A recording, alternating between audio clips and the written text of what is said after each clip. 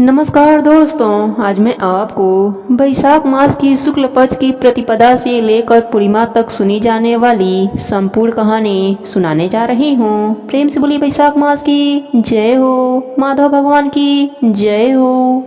एक गांव में एक बुढ़िया माई रहती थी। उनके 3 बेटे और 3 बहुएं थीं। बुढ़िया माई बड़े सत्कर्म किया करती थीं। दान कर्म करना, पूजा पाठ करना उनका नियम था। वह वैशाख स्नान किया करती थीं। वैशाख महीने में विष्णु भगवान, माता लक्ष्मी और तुलसी जी का पूजन किया करती थीं। बुढ़िया माई हमेशा वैशाख स्नान करती। जब पूर्णिमा आता तो गंगा स्नान के लिए जाया करती थीं। अब वैशाख का महीना शुरू हो गया था। बुढ़िया माई ने वैशाख स्नान करना शुरू कर दिया था। वह माखन और मिश्री का भगवान विष्णु और माता लक्ष्मी को भोग लगाती। कभी दही और मिश्री का, कभी माखन मिश्री का, कभी तिल के लड्डुओं का, जो भी उनसे बनता उसी का वह भोग लगाती और घर तथा अड़ोसी पड़ोसी में थोड़ा सा तुलसी पत्ता डालकर उस प्रसाद को बांटा करती थीं। उसके बाद वह स्वयं भोजन किया करती थीं। उनका नित्य कर्म यही था। लेकिन जो बुढ़िया माई की बहू थीं, उन्हें विष्णु भगवान का इस तरीके से पूजा पाठ करना, प्रसाद बांटना बिल्कुल पसंद न था। जब बुढ़िया माई अपने तीनों बहुओं को जो वैशाख स्नान पूजा का प्रसाद बनाती थी, भोग लगाने के बाद उन्हें देती तो वह लोग खाने से मना कर देते थे। कहते थे, क्या यह ढोंग करती रहती है, क्या दिखावा करती रहती है, तुलसी पत्ता इसमें डाल देती है, तुलसी के पत्ते हमसे खाए नहीं जाते हैं। इस तरीके से वह बुढ़िया को मना कर देते थे। अब धीरे धीरे बहुओं के रंग में बेटे भी रंगने लगे। अब वह अपने माँ से कोई भी सीधी मुंह बात नहीं करते थे, क्योंकि बुढ़िया का जो पति था अभी कुछ समय पहले ही उसकी मृत्यु हुई थी। इसलिए बुढ़िया बेचारी चुप रह जाती थी। धीरे धीरे अपना वैशाख स्नान करती और पड़ोसियों को अपना प्रसाद बांटती थी और उसके बाद अपना भोजन करती थी। लेकिन तीनों बहुओं को सास फूटी आंख भी नहीं भाती थी। वह लोग तो यही सोचते कि ससुर तो चला गया, यह सास भी चली जाए तो कम से कम यह खर्चा तो छूट जाए। जब देखो तब पूजा के नाम पर अनाप शनाप खर्चा करती रहती है। कभी पंडितों को बुलाओ, कभी किसी को भोजन कराओ, तो कभी वहाँ पर दिया जलाओ, कभी यहाँ पर घी का दिया जलाओ, तुलसी के नीचे तो कभी मंदिर जाना है। इस तरह से इसके खर्चे लगे रहते हैं। अब जब बुढ़िया माई की तीनों बहुएं पसंद नहीं करती थीं, आपस में भी उनकी कम ही बनती थीं। तीनों एक दूसरे से काम के ऊपर मन मुटाव रखती थीं। तीनों के बच्चे थे। बड़े लड़के के 2 लड़के, 1 लड़की। बीच वाले लड़के जो मझला लड़का था उसके भी 3 बच्चे थे और छोटे वाले लड़के के भी 2 बच्चे थे। इस तरह से बुढ़िया माई का भरा पूरा परिवार था। लेकिन अपना कहने और अपना दुख समझने वाला उस भरे हुए परिवार में कोई न था। अब बहुओं ने आपस में ठान लिया और अपने अपने पतियों के कान भरने शुरू कर दिए कि देखो, अब बंटवारा हो जाना चाहिए। हम लोग अलग अलग रहेंगे तो अपने बच्चों की अच्छे से परवरिश कर पाएंगे। अगर एक साथ रहेंगे तो ना तो बच्चों की परवरिश होगी और माँ का खर्चा अलग से लगा रहता है। इनका अनाप शनाप खर्चा करें या अपने बच्चों को पालें। देखिए, बड़े भाई साहब के बच्चे तो बड़े हो रहे हैं, मझले वाले के भी बच्चे बड़े हैं, हमारे बच्चे छोटे हैं। हमें अभी बहुत मेहनत करनी है, अपने बच्चों को पढ़ाना लिखाना है। छोटी बहू अपने पति के कान भर रही थी। उधर मझली बहू भी अपने पति से कहने लगी, देखिए जी, अब बंटवारा हो जाना चाहिए। अपनी मर्जी से रहेंगे, क्या खर्चा करना है, क्या नहीं, क्या बनाना है, क्या खाना है, किस किस की टोका टाकी अब हमसे बर्दाश्त नहीं होता है। इसलिए अपना मन करेगा वह बनाएंगे, खाएंगे और अपने बच्चों के साथ रहेंगे। उधर बड़ी बहू भी कहने लगी, देखिए जी, अब हमको बंटवारा कर लेना चाहिए। बच्चे बड़े हो रहे हैं, कल को इनकी ब्याह शादी करनी है, काफी खर्चे हैं। ऐसे ही कमाते रहे और छोटे भाइयों और अपनी माँ का पालन पोषण करते रहे तो हो लिया हमारे बच्चों का भविष्य सुरक्षित। देखिए, अब बंटवारा हो जाना चाहिए। तीनों भाई पत्नियों के कहने पर आकर शुरू हो गए कि हाँ, हमें बंटवारा कर लेना चाहिए। गांव के पंचों को बुलाया गया बंटवारा करने के लिए। तीनों बहुएं खड़ी हो गईं साथ में, ताकि जो भी बांटकर हिस्सा में आए उसे अपने अपने कमरे में रख लेंगे। यानी घर के 4 हिस्से हुए, 3 बेटों के लिए, एक बुढ़िया माई के लिए, और ऐसे ही घर में जो भी सामान था उसके 4 हिस्से हुए, 3 बेटों के और एक माँ का। लेकिन फिर भी माँ का हिस्सा में थोड़ा कम दिया गया, क्योंकि वह अकेली प्राणी थी, उसे ज़्यादा की ज़रूरत न थी, और बेटों के बच्चे और भरा पूरा परिवार था। पंचों ने कहा कि देखिए, जो भी अपने माँ को रखेगा वह अपनी माँ का हिस्सा भी पाएगा। छोटी बहू ने साफ मना कर दिया कि एक कमरे में हम क्या कर लेंगे, उल्टा इनके लिए कमाकर इनको खिलाना पड़ेगा। उल्टा इनके इतने खर्चे हैं, इनकी पूजा के लिए 2-2, 4-4 किलो घी खर्चा करना पड़ता है, इसे बनाकर खिलाना पड़ेगा। कहाँ तक इनके नखरे झेलेंगे। देखिए जी, अपने बच्चों का काम मुझे बहुत है, मैं तो इस बुढ़िया को रखूंगी नहीं। बड़ी छोटी बहू ने बिल्कुल मना कर दिया। फिर मझली बहू से पूछा गया। मझली बहू ने भी यही जवाब दिया, देखिए, मुझे बुढ़िया को नहीं रखना है, क्योंकि यह शुरू से ही बुढ़िया को पसंद नहीं करती थी। बड़ी बहू ने भी साफ साफ मना कर दिया। अब बेचारी बुढ़िया अकेली रह गई। पंच अपना फैसला सुनाकर अपने अपने घरों को चले गए। सब बहुओं ने अपना अपना सामान अपने अपने घरों में रख लिया। बेचारी बुढ़िया के हिस्से में जो झोपड़ी आई थी, जो घर के बाहर बनी हुई थी, वह उसी के अंदर गई और सोचने लगी कि 3-3 बेटों का मैंने और मेरे पति ने कितने लाड प्यार से इनका पालन पोषण किया था। 9 महीने इनको पेट में रखा, अपने छाती का दूध इन्हें पिलाकर बड़ा किया, और आज जब मैं वृद्ध हो गई हूँ, मेरे हाथ पैर जवाब दे रहे हैं कि मैं अपने लिए कोई काम नहीं कर सकती हूँ, यानी कि मैं कुछ भी कमाकर खा नहीं सकती हूँ, तब मेरी जिम्मेदारी मेरे बेटों को उठानी चाहिए। तो मेरे बेटे बहुओं ने मुझसे मुंह मोड़ लिया। हे प्रभु, मैं आपकी पूजा करती हूँ, आपसे मैंने कुछ नहीं मांगा। क्या मेरी किस्मत में यह दुख लिखा था?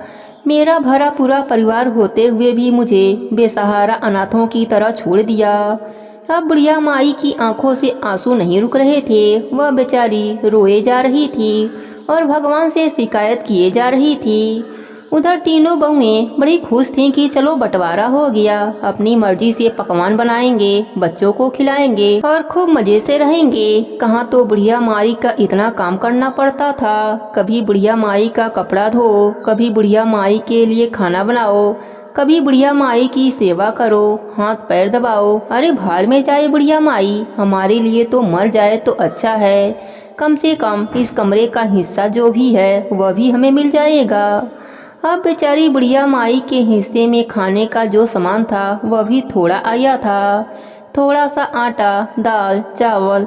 अब बेचारी कैसे पकाए, कैसे चूल्हा जलाए, क्योंकि वृद्ध हो चुकी थी। अब बेचारी रोने लगी। तभी उसने देखा एक कोई नौजवान था, बड़ा ही हिष्ट पुष्ट, जिसके चेहरे पर तेज झलक रहा था, क्योंकि बैसाख का महीना चल रहा था और बुढ़िया माई का बैसाख स्नान का नित्य नियम चल रहा था। इसी महीने में बंटवारा हुआ था। बुढ़िया माई अपने दिनों को याद करके और अपने पति को याद करके रो रही थी और अपने बच्चों को सोच रही थी कि मैंने कैसे दुखों से उन्हें पाला और आज मुझे सबने बेसहारा छोड़ दिया। हे प्रभु, तू ही मेरा सहारा है। अब जैसे भी मुझे रखेगा तू ही मुझे रखेगा। तभी बाहर से किसी ने दरवाजा खटखटाया। बुढ़िया माई ने देखा कोई दरवाजे पर खड़ा है। 16-17 साल का लड़का था, बड़ा ही सुंदर, सांवला रंग, खूबसूरत नयन नक्श, मोटी मोटी आंखें, लंबे लंबे घुघराले बाल। बुढ़िया माई से कहने लगा, अम्मा, तुमने मुझे पहचाना नहीं, मेरा नाम कृष्णा है। बुढ़िया माई, तुम मुझे पहचान नहीं रही हो तो नाते में मेरी बुआ दादी लगती हो, क्योंकि मैं तुम्हारे भाई के लड़के का लड़का हूँ और तुम्हारे मायके से आया हूँ। हमें खबर मिली है कि तुम्हारा बंटवारा हो गया है और बहू बेटों ने तुम्हें बेसहारा छोड़ दिया है, इसलिए मेरे पिताजी ने तुम्हारी मदद करने के लिए मुझे भेजा है। मेरी पत्नी ने कहा है कि आप जाओ और बुढ़िया माई की मदद करके आओ। मेरी पत्नी जिद पर अड़ गई, क्योंकि मेरी पत्नी को किसी का दुख उसे बर्दाश्त नहीं होता है, इसलिए मैं तुम्हारे लिए कुछ सामान लेकर आया हूँ। बुढ़िया माई ने उसे पुचकारा और बोली, अंदर आओ बेटा। उसे अच्छे से बैठाया, पानी भरकर गिलास दिया और कुछ तो था नहीं, थोड़ा सा गुड़ दिया, लो बेटा पानी पी लो और गुड़ खा लो। अब जो कृष्णा आया था उसने बड़े प्यार से पानी पिया, बुढ़िया माई का घर जमाया और कहने लगा, माई, बना बनाया कुछ खाना भी है, आप भूखी मत रहना, खाना खा लेना। और हाँ, मैं यहीं दूसरे गांव में रहता हूँ, ज़्यादा दूर नहीं रहता हूँ। मैं रोज़ आपके लिए खाना भिजवा दिया करूँगा, आपको खाने की कोई भी परेशानी नहीं होगी। थोड़ी देर रुकने के बाद कृष्णा नाम का वह लड़का बुढ़िया माई से विदा लेकर चला गया। बुढ़िया माई तो सोचने लगी, हे प्रभु, अभी भी इंसानियत जिंदा है। मेरे बेटों ने और बहुओं ने मुझे ठुकरा दिया, लेकिन मेरे मायके वाले अभी भी मुझे याद करते हैं। मैं तो कितने सालों से कभी मायके गई ही नहीं, माँ बाप भाई भाभी रहे ही नहीं। अब भतीजे और उनके बच्चे हैं तो वह बेचारे मेरी पहचान में भी नहीं आते। मेरा कभी मायका जाना नहीं होता और मेरे मायके वाले मुझे अभी भी इतना मान रहे हैं। अब बुढ़िया माई बेचारी अपना सामान खोलकर देखने लगी। उसमें बड़ा अच्छा अच्छा सामान था। बुढ़िया के लिए सूती साड़ी, बड़े अच्छे दाल चावल, काजू किशमिश बादाम, काफ़ी सारे सूखे फल थे और घर का जो भी ज़रूरत का सामान होता है वह सब था। बुढ़िया माई खुश हो गईं और एक थाली में खाना लगा हुआ था, जिसे देखते ही बुढ़िया माई की जो भूख थी उसकी आंखों में चमक आ गई। उसने पहले भगवान विष्णु और माता लक्ष्मी को भोग लगाया, क्योंकि बेचारी सुबह से बड़ी दुखी में थी। आज उसने भोग भी नहीं बनाया था और तुलसी दल डालकर भगवान को भोग लगाकर पहले पड़ोसियों को प्रसाद दिया। पड़ोसियों ने बड़े खुश होकर बुढ़िया माई का प्रसाद लिया, लेकिन तीनों बहुओं को और बेटों को प्रसाद देने गई तो तीनों बहुएं और बेटे बुढ़िया माई को झटक दिए और वहां से भगा दिया कि नहीं चाहिए तुम्हारा प्रसाद, प्रसाद के बहाने घर में आना चाहती हो। इसलिए बेचारी बुढ़िया माई आंखों में आंसू भरकर फिर से अपने झोपड़ी में लौट आई। आकर उसने हाथ जोड़ा और भोजन किया।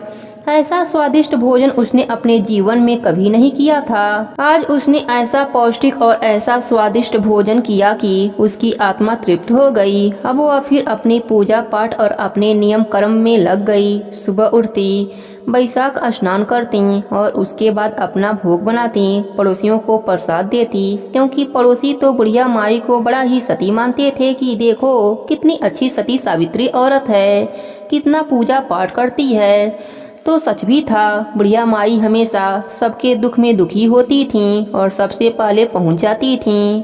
गांव के लोग बुढ़िया माई की बड़ी इज्जत करते थे। अगर कोई इज्जत न करता था तो वह थे बुढ़िया माई के अपने बेटे और बहू। अब बुढ़िया माई के झोपड़ी में किसी भी चीज की कोई कमी न थी। बुढ़िया माई को अच्छा अच्छा खाना मिलने लगा तो बुढ़िया माई का शरीर थोड़ा तंदुरुस्त होने लगा। यह देखकर तीनों बहुएं सोचने लगीं, बुढ़िया माई को हमने इसलिए अलग किया कि कुछ दिन रोएगी और भूखी प्यासी रहेगी तो भगवान को प्यारी हो जाएगी। लेकिन यह क्या, यह तो दिन पर दिन मोटी होती जा रही है, तंदुरुस्त होती जा रही है। आखिर इसके पास कोई कमाने वाला भी न है, फिर इसको कहाँ से खाना मिलता है। इसका हमने तो सोचा था कि कच्चा पक्का बनाकर खाएगी तो जल्दी से बीमार हो जाएगी, लेकिन यह तो बड़ी तंदुरुस्त होती जा रही है। इसके चेहरे पर तो चमक आती जा रही है। अब हुआ यूं कि दोनों समय एक लड़का आता और बुढ़िया माई के दरवाजे पर भोजन की थाली रख कर चला जाता। बुढ़िया माई थाली को उठा लेती। कभी कभी वह लड़का बुढ़िया माई को दिख जाता तो कहता, कृष्णा ने मुझे भेजा है और मैं जल्दी में हूँ। इतना कहकर वह भोजन पकड़ाकर चला जाता था। बुढ़िया माई खुशी से भोजन करती और प्रभु का भजन गाती रहती, अपनी तुलसी सींचती, अपने तुलसी जी में दीपक लगाती, क्योंकि घी की भी कोई कमी न थी। अब तो जो कि उसके घर में भंडार भरने लगा। उधर बहुओं को बड़ी जलन होने लगी कि हमारे घर में इतना कमाने के बावजूद हमको सोच समझकर खर्चा करना पड़ता है और हमने बुढ़िया को अलग किया, लेकिन फिर भी इसका कोई भी नियम नहीं टूटा। आखिर इसका खर्चा कौन देता है। अब तीनों बहुएं सोचने लगी कि दाल में जरूर कुछ काला है, कुछ तो करना पड़ेगा। अब धीरे धीरे बैसाख का महीना खत्म हुआ। बुढ़िया माई बोली कि मुझे तो गंगा स्नान के लिए जाना है। अपने अड़ोसी पड़ोसियों से पूछा। अड़ोसी पड़ोसी भी इकट्ठे हो गए, क्योंकि पूर्णिमा था। कहते हैं पूर्णिमा पर गंगा स्नान करने का बड़ा महत्व होता है। गंगा का मेला लगा हुआ था और बुढ़िया माई तो चल दी गंगा स्नान के लिए। अपनी जरूरत का सामान उसने ले लिया और पड़ोसियों से बोली, भैया देखो, हम तो 2-4 दिन में गंगा किनारे रहेंगे, गंगा में स्नान करेंगे और अच्छे से मेला घूमकर आएंगे। अब हमें कोई चिंता नहीं है, ना तो परिवार की है, ना खाने कमाने की है। प्रभु जो करते हैं अच्छे के लिए करते हैं। अब बुढ़िया माई अपने पड़ोसियों के साथ, क्योंकि कहते हैं जैसा संगत होता है वैसी ही सोच हो जाती है।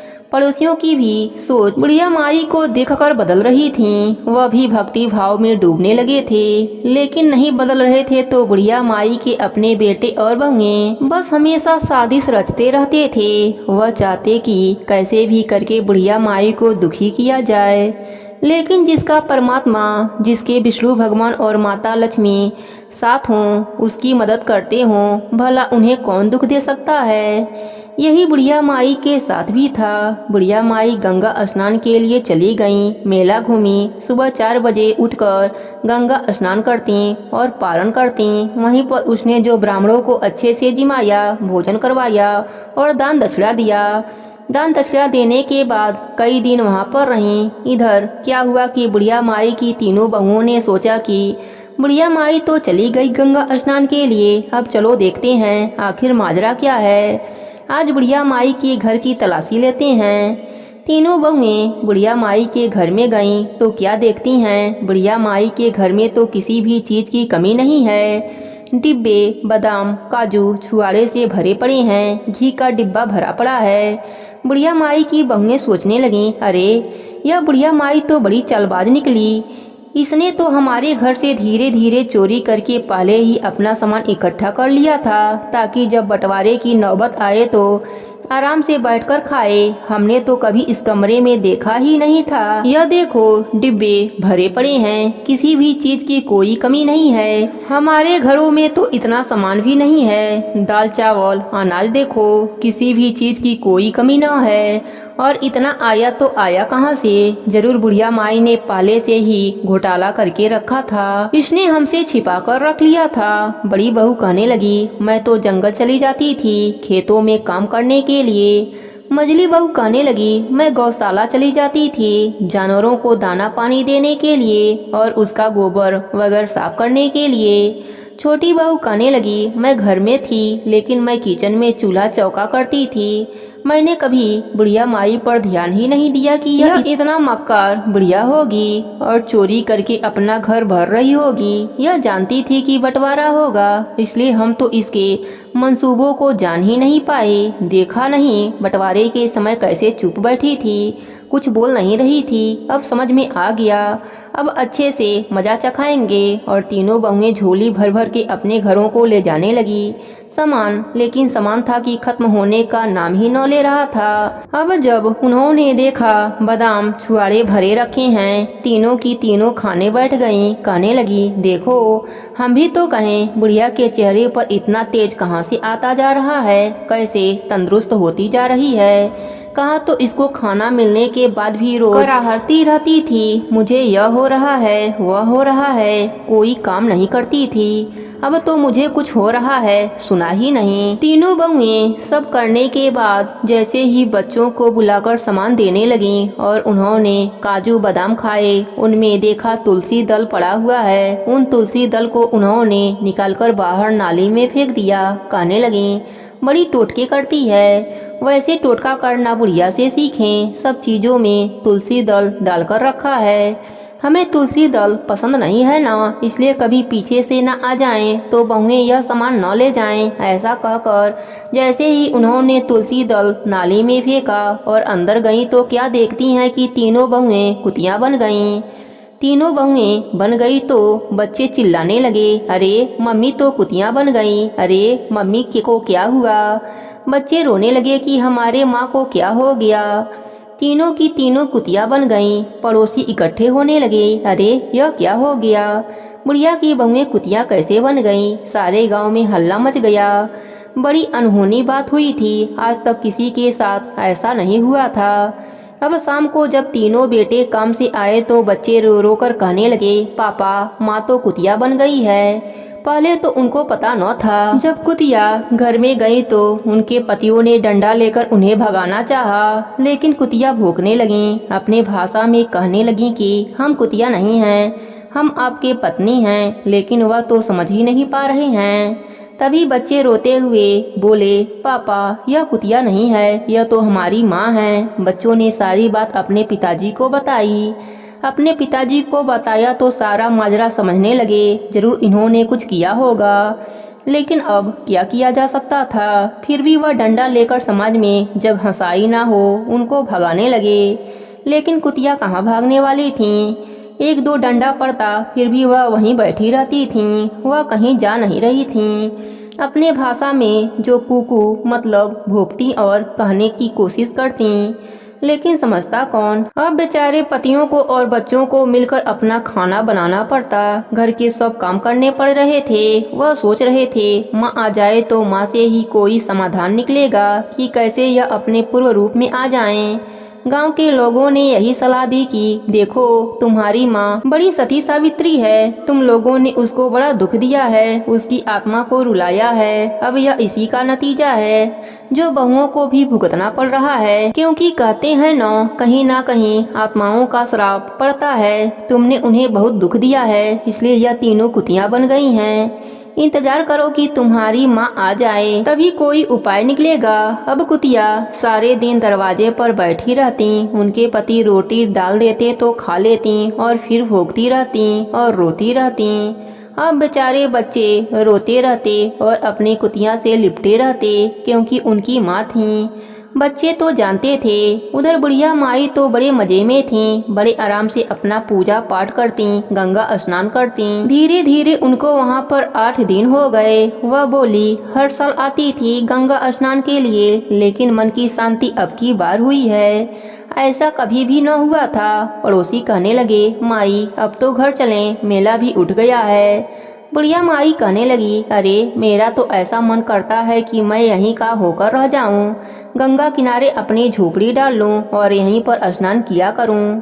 पड़ोसी कहने लगे, माई चलो घर चलते हैं, गांव में क्या होता होगा उसका भी खोज खबर करते हैं। आखिर अपना घर ऐसे ही छोड़ा जाता है क्या। माई तुम्हारे 3 बेटे बहू पोते पोतियां हैं, तुमसे मतलब नहीं रखते हैं, लेकिन तुम्हारे अंदर तो उनके लिए ममता है ना। दूर से ही सही तुम उनकी खुशहाली चाहती हो, चलो देख लेते हैं चलकर। बुढ़िया माई पोते पोतियों का नाम सुनकर उसकी आंखें भर आई, दिल पसीज गया। वह तो चाहती थी कि कब जाकर अपने पोते पोतियों को गले से लगा लूं, कब जाकर उन्हें देख लूं। अब वह गांव में आ गईं। गांव में आते ही जब उन्होंने गांव के अंदर कदम रखा तो तभी गांव में हल्ला मचा हुआ था। किसी ने बुढ़िया माई को बताया, अरे बुढ़िया माई तुम तो गंगा घूमने चली गई थी और तुम्हारे पीछे इधर तुम्हारी तीनों बहुएं कुतिया बन गईं। यह सुनकर बुढ़िया माई को बड़ा आश्चर्य हुआ कि कुतिया बन गईं, पर कैसे, यह तो हम भी नहीं जानते। बुढ़िया माई सीधे घर गईं। तीनों बेटे बुढ़िया माई के पैर पकड़कर रोने लगे, अम्मा हमें माफ कर दो, हमने तुम्हारे साथ बड़ा अत्याचार किया है, हमें हमारे कर्मों की सजा मिल गई। बुढ़िया माई का तो कलेजा पसीज गया। तुरंत अपने बच्चों को सीने से लगा लिया। बेटे रोते रहे, पोते पोती रोते रहे। बुढ़िया माई उन्हें ढाढ़स बढ़ाती रही और कहने लगी, कोई ना कोई भगवान जरूर उपाय बताएंगे। भगवान की मर्जी के बिना कुछ नहीं हो सकता, जरूर कुछ ना कुछ उपाय प्रभु देंगे। अब बुढ़िया माई घर में रहने लगी, बेटों के साथ, और कुतिया भी कुकू करके बुढ़िया माई के कदमों में आकर बैठ जाती। तीनों बहुएं, क्योंकि अब वह इंसानी बातें तो समझ सकती थीं, लेकिन अपनी भाषा नहीं समझा पाती थीं। लेकिन क्या बातें हो रही है, क्या नहीं हो रहा है, यह सब समझती थीं। अपनी करनी पर उन्हें पछतावा हो रहा है कि कैसे उन्होंने एक साध्वी पूजा करने योग्य हैं उनको दुख दिया है, और भगवान के प्रकोप के कारण हमें यह दुख भोगना पड़ रहा है। उनकी समझ में यह बात आ रही थी। अब बुढ़िया माई घर में रहने लगी। धीरे धीरे 2-4 दिन बीत गए। बुढ़िया माई भी दिल से चाहती थी कि उनके बहू ठीक हो जाएं। वह अपने मन ही मन भगवान से प्रार्थना करती थी कि हे प्रभु, अगर मैं सच्चे दिल से आपको मानती हूँ, आपकी पूजा पाठ करती हूँ, तो मेरी बहुओं को ठीक करने के लिए कोई उपाय बतलाइए। अब जब सच्चे दिल से प्रभु को पुकारा जाए तो भगवान भी पुकार जरूर सुनते हैं। अब सभी ने देखा कि दरवाजे पर कोई बाबा आए हैं। बाबा ने दरवाजा खटखटाया और भिक्षा मांगी। बुढ़िया माई भिक्षा देने के लिए गईं और बाबा के पैर छूकर कहने लगी, बाबा आओ, खाना खाओ, भोजन ग्रहण कर लो। बाबा बड़े प्रसन्न हुए बुढ़िया माई की सेवा से। बोले, बेटा तेरी सेवा से मैं बड़ा प्रसन्न हूँ, क्योंकि बुढ़िया माई साधु संतों की बड़ी सेवा किया करती थी।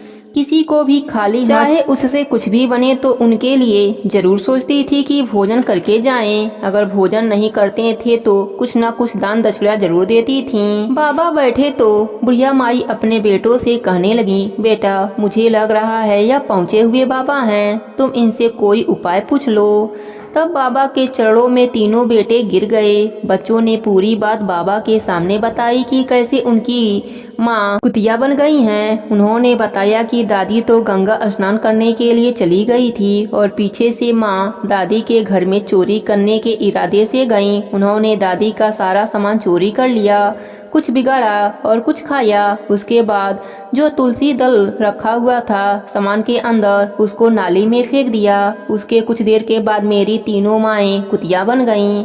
अब हम लोग देखते रह गए, हम खूब रोए। साधु बाबा ने पूरी बात सुनी तो बोले, ठीक है, वैसे तो बहुओं को करने का फल मिला है, जैसा किया वैसा ही भर रही हैं। कुतिया भी फूट फूट कर रो रही थीं और पूछ हिला रही थीं, जैसे कि वह भी पश्चाताप कर रही हों। तब बाबा कहने लगे, देखो बैसाख का महीना समाप्त हो गया है, इसका एक उपाय है। अब जब बुढ़िया माई फिर से बैसाख स्नान करेंगी, उस पानी से इनको नहलाना पड़ेगा पूरा 1 महीना। जब उस पानी से नहाएंगी और पूर्णिमा के दिन जो ब्राह्मण भोजन करने आएंगे, उनके जूठे भोजन को बचा हुआ भोजन होगा, उस भोजन को खाएंगी और इनके ऊपर गंगा जल छिड़का जाएगा तो यह अपने पूर्व रूप में आ जाएंगी, जो इनका पहला रूप था। अब तो बाबा इतना उपाय बताकर चले गए। धीरे धीरे समय बीतने लगा और तीनों बेटे अपनी माँ की बहुत सेवा करते थे। माँ को कोई भी काम नहीं करने देते थे, आगे पीछे लगे रहते थे। अब जब फिर से बैसाख का महीना आया, तीनों बेटे बोले, माँ बैसाख स्नान कर लो। अब तीनों बेटे पूजा पाठ का जो भी सामान था पहले से ही इंतजाम करके देते। माँ को कहने का मौका नहीं मिलता। कोई दीपक तैयार कर देता, कोई जल का लोटा तैयार कर देता, कोई माँ के कपड़े धो देता। जब माँ पूजा पाठ कर लेती तो उनके स्नान का जो पानी होता 1 लोटा भरकर तीनों कुतियों के ऊपर डाल दिया जाता। धीरे धीरे महीना बीतने को आया। जब बैसाख का पूर्णिमा आया, माँ कहने लगी, देखो बेटा तुम 5 ब्राह्मण बुला दो, मैं 5 ब्राह्मणों को भोजन करा दूंगी। बड़ा बेटा ब्राह्मण लेने चला गया। छोटे बेटे ने सोचा, पुण्य कर्म में मैं पीछे क्यों रहूं, मैं भी 5 ब्राह्मण लेकर आऊंगा, मेरी कमाई से खाएंगे। बीच वाला लड़का सोचा, बड़ा और छोटा भाई गए हैं तो मैं भी क्यों पीछे रहूं, जाकर मैं भी बुला लाता हूँ। अब ब्राह्मण आ गए। बुढ़िया माई बोली, बेटा मैं तो 5 ब्राह्मणों के लिए बोली थी। बेटे बोले, माँ हम इस योग्य हैं कि ब्राह्मणों को भोजन करवा सकते हैं, तुम चिंता मत करो, खाने दो। बुढ़िया माई कहने लगी, बेटा 20 ब्राह्मण तो आए हैं, 1 ब्राह्मण का इंतजाम और कर लो, 21 हो जाएंगे तो ठीक रहेगा। बेटे बोले, ठीक है। फिर 1 और ब्राह्मण बुला लाया। 21 ब्राह्मणों को पूरे विधि विधान से अच्छे अच्छे पकवान बनाकर खिलाए गए। अब सबने बड़ी तृप्ति के साथ भोजन किया। बुढ़िया माई ने यथाशक्ति अनुसार उन्हें दक्षिणा दिया और बोली, ब्राह्मण देवता ऐसा आशीर्वाद दीजिए, मेरी बहुएं जिस पीड़ा को झेल रही हैं उससे उन्हें मुक्ति मिल जाए। मेरे बैसाख का जो भी पुण्य है नहाने का, वह मेरे बहुओं को मिल जाए। ब्राह्मण देवता बड़े ही खुश हुए, कहने लगे, माई चिंता मत करो, सब अच्छा होगा। ब्राह्मण अपने अपने घरों को चले गए। बुढ़िया माई ने सबकी थाली में जो थोड़ा सा खाना बचा था उनके जूठन को इकट्ठा किया और तीनों बहुओं को दिया गया। तीनों ने बड़े प्रेम से जीभ से चाट चाट कर भोजन खाया। उसके बाद ब्राह्मण जो आए थे भिक्षा लेने, साधु बाबा की बातों को याद करते हुए उनके ऊपर गंगा जल छिड़का गया। तीनों बहुएं अपने असली रूप में आ गईं और अपने सासू माँ के पैरों में गिरकर रोने लगीं। कहने लगी, माँ हमें माफ कर दो, हमने तुम्हारे साथ बहुत बुरा किया है। जो हमने बुरा किया है वैसा हमने फल भोग लिया। माँ अब हम तुम्हें कोई भी कष्ट नहीं देंगे, कभी किसी भी चीज की कमी नहीं होने देंगे, अलग नहीं रहने देंगे। वैशाख स्नान का इतना महत्व है, इनकी महिमा है, यह तो हमने अब जाना है। वैशाख स्नान करने से कितना पुण्य मिलता है। तीनों बहुएं कहने लगी, माँ अब हम भी तुम्हारे साथ वैशाख स्नान किया करेंगे। बुढ़िया माई तो बहुत खुश हो गईं। उन्हें अब और क्या चाहिए था। अपना भरा पूरा परिवार मिल गया। कोई माँ के साथ सोने का जिद करता तो कोई बुढ़िया माई के हाथ पैर दबाता। बेटे और बहू एक और तैयार रहते, माँ से पूछते रहते कि उनकी पसंद का क्या खाना बनेगा। विष्णु भगवान की कृपा से बुढ़िया माई का यह लोक सुखमय बन गया। अगला वैशाख का महीना आया तो तीनों बहुएं अपने सास के साथ नहाती, कथा कहानी सुनती, दिया बाती लगाती, सास के साथ भोजन करती, प्रसाद बांटती। पूर्णिमा आया तो सासू माँ को गंगा स्नान कराने ले गईं। सास के साथ गंगा स्नान किया, गंगा जल लाकर पूरे घर में छिड़का। अब उनके घर में तरक्की होने लगी, बरकत होने लगी। अब उनके पतियों का काम भी अच्छे से चलने लगा। व्यापार में जहाँ घाटा हो रहा था अब मुनाफा होने लगा। अब तीनों भाई भी प्रेम से रहने लगे। फिर से उनकी गृहस्थी अच्छी चल पड़ी। हे विष्णु भगवान, हे माता लक्ष्मी, जैसे आपने बुढ़िया माई पर अपनी कृपा करी, वैसे ही जो भी यह कहानी सुन रहा है उन सब पर भी अपनी कृपा बनाए रखना। प्रेम से बोलिए वैशाख मास की जय हो, माधव भगवान की जय हो। एक राजा और एक रानी थे। दोनों एक दूसरे को बहुत प्यार करते थे। राजा के राज्य में चारों तरफ खुशहाली थी। प्रजा भी राजा को बहुत प्रेम देती थी। राजा के राज्य में प्रजा बहुत ही खुश थे। कोई भी दुखी न था। राजा अपनी पत्नी से भी बहुत प्रेम करता था। धीरे धीरे समय बीत रहा था। राजा के दिन बड़े ही खुशी के साथ व्यतीत हो रहे थे। राजा की पत्नी समय रहते गर्भवती हुई और 9वें महीने में उसने एक बेटी को जन्म दिया। लेकिन भगवान की करनी कुछ और थी। बेटी के जन्म के पश्चात ही रानी चल बसी, जिससे राजा को बहुत सदमा लगा। राजा के मन में बैठ गया कि जो यह बेटी हुई है इसी के कारण रानी की मृत्यु हुई है, क्योंकि राजा रानी को बहुत प्रेम करता था। अब राजा की हालत बिल्कुल पागलों जैसी हो गई थी। वह अपने बेटी को बिल्कुल भी प्यार नहीं करता था, न उसकी तरफ देखता था। उसने कह दिया कि यह लड़की कुलच्छनी है, इसी के कारण मेरी रानी का मौत हुआ है। मेरी रानी मृत्यु को प्राप्त हो गई। यह बेटी नहीं है, यह तो मेरे लिए कुलच्छनी पैदा हुई है। राजा को सबने समझाया कि देखो जो होनी थी वह हो गई, क्योंकि रानी बड़ा ही धार्मिक प्रवृत्ति की महिला थी। वह तुलसी माता का नित्य नियम निभाती थी, साथ ही एकादशी का व्रत भी करती थी। लेकिन राजा ने अपने बेटी को ही रानी के मौत का जिम्मेदार मान लिया और वह अपने बेटी से बहुत नफरत करने लगा। धीरे धीरे राजा सदमे में पहुंच गया। ना तो उसका राजकाज में मन लगता था और ना ही किसी विषय में अपना राय देता था। यह देखकर मंत्री, घर, रिश्तेदार सबको चिंता होने लगी। अगर राजा ऐसा ही रहेगा तो राज्य का क्या होगा।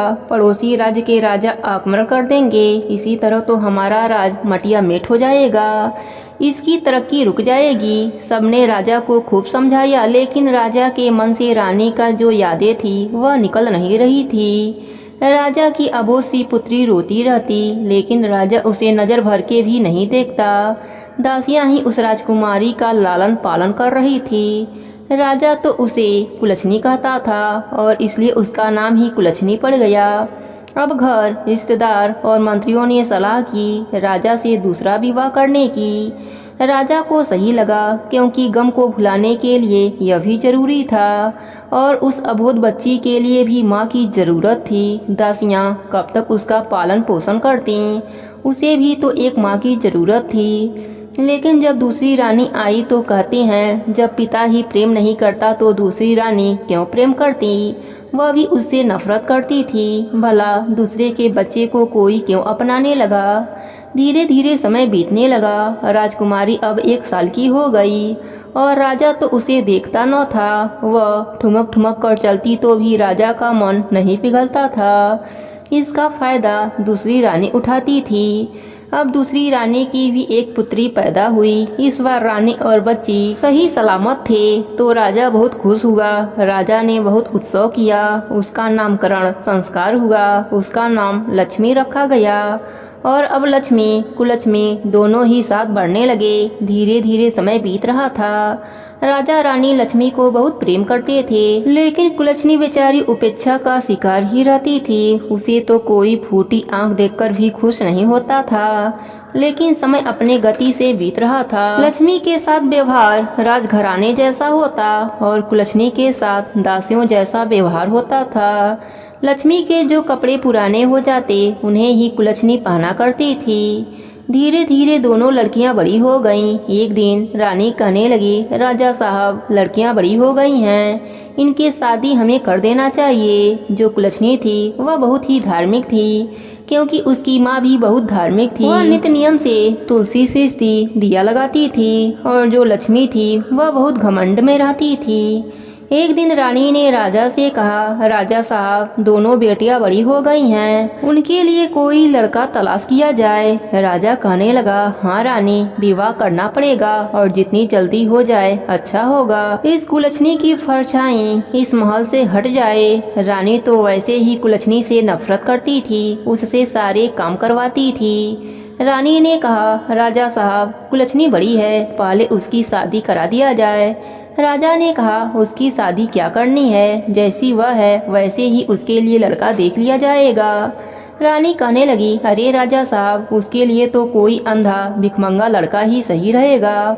वह कहाँ राजमहलों के लायक है, जहाँ भी जाएगी वहाँ हानि ही होगा। यहाँ तो वह अपने माँ को खा गई, वहाँ भी ना जाने किसको किसको खाएगी और हमें यह सब सुनना पड़ेगा। राजा कहने लगा, रानी आप ठीक कह रही हैं। राजा ने तुरंत अपने नाई और ब्राह्मण को बुलवाया और उनको आदेश दिया, कुलक्ष्मी के लिए एक अंधा वर देखकर आओ। अब नाई और ब्राह्मण कुलक्ष्मी के लिए वर की तलाश में चल दिए। चलते चलते वह बहुत दूर एक गांव में पहुंचे। वहां उन्होंने देखा एक भिखारन है, उसका एक बेटा है जो माँ बेटे दोनों भीख मांग रहे हैं। बेटा अंधा था, घर के नाम पर उसकी टूटी फूटी झोपड़ी थी। नाई व ब्राह्मण उन्हें देखकर खुश हो गए, क्योंकि उन्हें कई दिन हो गए थे। जैसा राजा वर खोजने को कहा था वैसा वर खोजने में नाई और ब्राह्मण उस भिखारन के पास गए और उससे कहने लगे, माई हम तेरे बेटे के लिए एक बहुत ही अच्छा रिश्ता लेकर आए हैं। भिखारन पाले तो हंसी और फिर कहने लगी, क्यों भैया मेरे मजबूरी का मजाक उड़ा रहे हो, भला मेरे अंधे बेटे से कौन विवाह करेगा। तब जो नाई था वह कहने लगा, अरे बुढ़िया माई हम तुम्हारे बेटे के लिए राजमहल का रिश्ता लाए हैं। यह सुनकर तो भिखारन को विश्वास ही नहीं हुआ। फिर वह राजी हो गई कि राजमहल से नाता जुड़ जाएगा और उसके साथ कुलक्ष्मी का रिश्ता तय करके नाई और ब्राह्मण अपने राज्य लौट आए। उन्होंने आकर राजा को सारी बात बताई। राजा बहुत खुश हुआ। अब कुलक्ष्मी का विवाह उस अंधे भिखारी के साथ हो गया और दान दहेज के नाम पर उसे कुछ भी नहीं दिया गया। वह बेचारी कुलक्ष्मी वहाँ से विदा होकर अपने ससुराल आ गई। ससुराल आई तो देखी वहाँ तो महलों में रहती थी, चाहे कुछ भी हो थी तो वह राजकुमारी ही। ससुराल में उसने देखा वहाँ टूटी फूटी एक झोपड़ी है, बैठने के लिए भी सही से जगह न थी। बेचारी आकर भगवान से कहने लगी, हे भगवान यह मेरी कैसी परीक्षा ले रही हैं आप। पति भी मिला वह भी अंधा, कम से कम पति सही होता तो हम दोनों कमाकर खा लेते। अब जो भी मिला है मैं इसका साथ निभाऊंगी। और अपने सासू माँ से वह कहने लगी, माँ जी जो भी घर में है खाना बनाने के लिए दे दीजिए। फिर उसकी सास ने भिक्षा में मिले चावल लाकर दिए। फिर कुलक्ष्मी ने खिचड़ी बनाई, भगवान को भोग लगाया, अपने पति को खिलाया, सास को खिलाया और बचा हुआ खुद खा लिया और भगवान की मर्जी मानकर उनके साथ प्रेम से रहने लगी। अपने पति और सास की सेवा करने लगी। उधर रानी कहने लगी, राजा साहब कुलक्ष्मी का तो विदाई हो गई, उससे हमें छुटकारा मिल चुका। अब हमारी प्यारी बिटिया के लिए भी कोई अच्छा वर ढूंढ दीजिए। राजा ने अपने नाई और ब्राह्मण को बुलवाया और कहा कि एक अच्छा राजकुमार मेरी लक्ष्मी बिटिया के लिए खोज कर आओ। नाई और ब्राह्मण लक्ष्मी के लिए वर ढूंढने चल दिए। एक चक्रवर्ती राजा के वहां पहुंचे। राजा का एक ही पुत्र था। लक्ष्मी का रिश्ता राजकुमार से तय कर दिया। समय से बारात आई। राजा ने खूब दान दहेज दिया और लक्ष्मी को बड़े शानो शौकत के साथ विदा कर दिया। बेचारी कुलछनी उधर अपना जैसे तैसे दिन काट रही थी और लक्ष्मी तो ऐसो आराम से राज कर रही थी। उधर कुलछनी की सास भीख मांगकर कुछ पैसे लाई। तब कुलछनी कहने लगी, माँ जी, यह भीख मांगना हमें अच्छा नहीं लगता, इससे अच्छा है कि हम काम काज कर लें। उसकी सासू माँ कहने लगी, बेटी बहू, तेरे घर तो तुझे कुलछनी कहते हैं, लेकिन तू तो मेरे घर की लक्ष्मी है, तू जो कहेगी वही मैं मानूंगी। वह कहने लगी, माँ जी, इन पैसों से मैं कुछ खरबूजे खरीद कर लाती हूँ। गर्मियों का समय, खरबूजे और तरबूजे इस मौसम में बहुत बिकते हैं, मैं उन्हें बेचूंगी और उससे हम सबका गुजारा होगा। कम से कम हम अपने आत्मसम्मान के साथ तो रहेंगे। आप भीख मांगकर लाती हैं, 10 लोग आपको ठुकराते हैं, कोई 1-2 आदमी दया करके भीख दे देता है, मुझसे यह सब देखा नहीं जाता। सास बोली, बहू, तू नई नई है, कहाँ जाएगी? वह कहने लगी, नहीं माँ जी, आप घर पर रहो, मैं जाती हूँ। सास बोली, ठीक है। अब कुलछनी ने उन पैसों से एक डलिया लिया और उसमें कुछ खरबूजे तरबूजे खरीदे और उनको लेकर चल दी और जंगल के रास्ते में एक मंदिर था, उसी मंदिर के सामने जाकर बैठ गई। बड़े ताजे ताजे खरबूजे थे, इसलिए हाथों हाथ खरबूजे और तरबूजे बिक गए। अब उसके पास 2 खरबूजे रह गए। उसी समय संयोग से लक्ष्मी माता और विष्णु भगवान उसी रास्ते से गुजर रहे थे। लक्ष्मी माता ने कहा, हे स्वामी, देखिए खरबूजे की महक यहाँ तक आ रही है, मुझे तो खरबूजा खाना है। भगवान ने कहा, अरे प्रिय, तुम भी किस चक्कर में पड़ रही हो, चलो वैकुंठ चलना है। पर माता नहीं मानी। फिर दोनों भेष बदलकर बूढ़े बुढ़िया का भेष धरकर कुलछनी के पास पहुंच गए। उन्होंने ऐसा भेष बनाया था, फटे चिथड़े गंदे से, और जाकर कहने लगे, बिटिया, हमें भूख लगी है, क्या हमें कुछ खरबूजे खाने को मिलेगा? कुलछनी कहने लगी, हाँ माई, आप बैठो, इतनी गर्मी है। कुलछनी के पास थोड़ा सा पानी था। पहले उसने दोनों को पानी पिलाया और बैठाया और एक खरबूजा खाने को दे दिया। माता कहने लगी, बिटिया, हमारे पास कुछ भी नहीं है तुम्हें देने के लिए, हम कहाँ से पैसे देंगे? वह कहने लगी, कोई बात नहीं माई, यह भी धर्म पुण्य का काम है। आपने मुझे बेटी कहकर पुकारा, मेरी माँ नहीं है, लेकिन आज मुझे आप में मेरी माँ नजर आ रही है। विष्णु भगवान और लक्ष्मी माता खरबूजे खाकर वहीं सो गए। फिर कुलछनी अपने आंचल से उन्हें हवा करने लगी कि उनके माथे पर मक्खियाँ न बैठें। जब माता और भगवान जगे तो माता कहने लगी, हे प्रभु, इसने मेरी बहुत सेवा करी है, आप इसे कुछ दे दीजिए। भगवान ने कहा, मेरे पास क्या है? फिर वह थोड़ी सी मिट्टी उठाकर कुलछनी को दे दिया और वह दोनों जन चले गए। कुलछनी खुशी खुशी घर आई, अपने सास से बोली, माँ जी, भगवान की कृपा से सारे खरबूजे बिक गए। 2 खरबूजे बचे थे तो एक बूढ़े बाबा और माई आई थीं तो उन्हें खिला दिया। उन्होंने बदले में मुझे यह मिट्टी दिया है, इसका क्या करूं? सास कहने लगी, तुम इसको झोपड़ी के चारों कोनों में डाल दो, बाकी तुलसी पौधे में डाल दो। कुलछनी ने ऐसा ही किया। आज भी उसने खिचड़ी बनाई, भगवान को भोग लगाया, सास को खिलाया, पति को खिलाया और बचा हुआ खाकर सो गई। भगवान की कृपा से उस रात में उसका झोपड़ी महल में बदल गया, महल में धन का भंडार हो गया। सुबह जब कुलछनी जगी तो देखा झोपड़ी महल में बदल गया है। वह बहुत खुश हुई। वह दौड़कर तुलसी पौधे के पास गई। तुलसी पौधे में मोतियां लटक रही थीं। वह तुलसी माता की जयकारा लगाने लगी और भगवान की भी जयकारा लगाया और दौड़कर सास को जगाने लगी। सास जगी तो उसने कहा, अरे बहू, हमारा झोपड़ी कहाँ गई? हम महल में कैसे आ गए? तब कुलछनी ने कहा, माँ जी, यह भगवान का चमत्कार है। उसकी आवाज सुनकर बेटा भी जाग गया और कहने लगा, माँ, मुझे सब दिखाई दे रहा है, मैं अब देख सकता हूँ। कुलछनी के तो अब दुख के दिन दूर हो गए। वह अब ऐसो आराम से अपने पति और सास के साथ रहने लगी। साथ ही भगवान की पूजा पाठ करती, तुलसी सींचती। इधर भगवान के कोप से राजा के शरीर में कोढ़ फूट गया। वह पछताने लगा कि मैंने कुलछनी के साथ ऐसा किया, उसी का फल मुझे भगवान दे रहे हैं। इधर भगवान की कृपा से कुलछनी के भंडारे भरने लगे, जिससे उसकी ख्याति दूर दूर तक फैल गई। जब उसकी बहन लक्ष्मी को पता चला तो कुलछनी के घर आई और पूछा, तुम्हारे पास इतना धन कहाँ से आया? तब उसने बताया कि मैंने तरबूजे और खरबूजे बेचने मंदिर के आगे गई थी। तभी एक बूढ़े बाबा और उनके साथ एक बुढ़िया माई आई।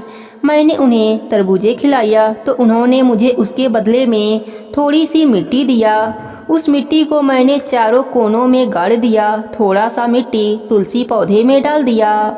भगवान की कृपा से झोपड़ी महल में बदल गई और तुलसी पौधे में मोतियां फरने लगी। इतना सुनकर लक्ष्मी को लालच आ गया। वह अपने राजमहल आकर अपने पति से कहने लगी, हे स्वामी, मैं तरबूजे और खरबूजे बेचने जाऊंगी। राजकुमार बोला, हमारे पास इतना धन है, तुम खरबूजे और तरबूजे क्यों बेचने जाओगी? तब उसने अपने बहन कुलछनी की सारी बातें बताई। उसका पति बोला, ठीक है, तुम्हारी बहन पर भगवान की कृपा हुई है तो अच्छी बात है। हमारे पास किस चीज की कमी है, तुम ऐसा कुछ नहीं करोगी। पर लक्ष्मी नहीं मानी। वह लालच बस खरबूजे और तरबूजा लेकर मंदिर के आगे जाकर बैठ गई। लीलाधर भगवान उस दिन भी बूढ़े बाबा और माता बुढ़िया माई बनकर उसके पास आए और तरबूजे खरबूजे मांगने लगे। उसने जल्दी से उन्हें तरबूजा खिलाया और कहा, जल्दी से हमें इसके बदले मिट्टी दे दीजिए। भगवान हंसे और थोड़ी सी मिट्टी उठाकर उसे दे दिया। लक्ष्मी खुशी खुशी मिट्टी लेकर राजमहल आई। उसने चारों कोनों में मिट्टी डाल दिया। तुलसी पौधा तो उसके पास था नहीं, क्योंकि वह पूजा पाठ कभी करती नहीं थी। वह खुशी खुशी सो गई।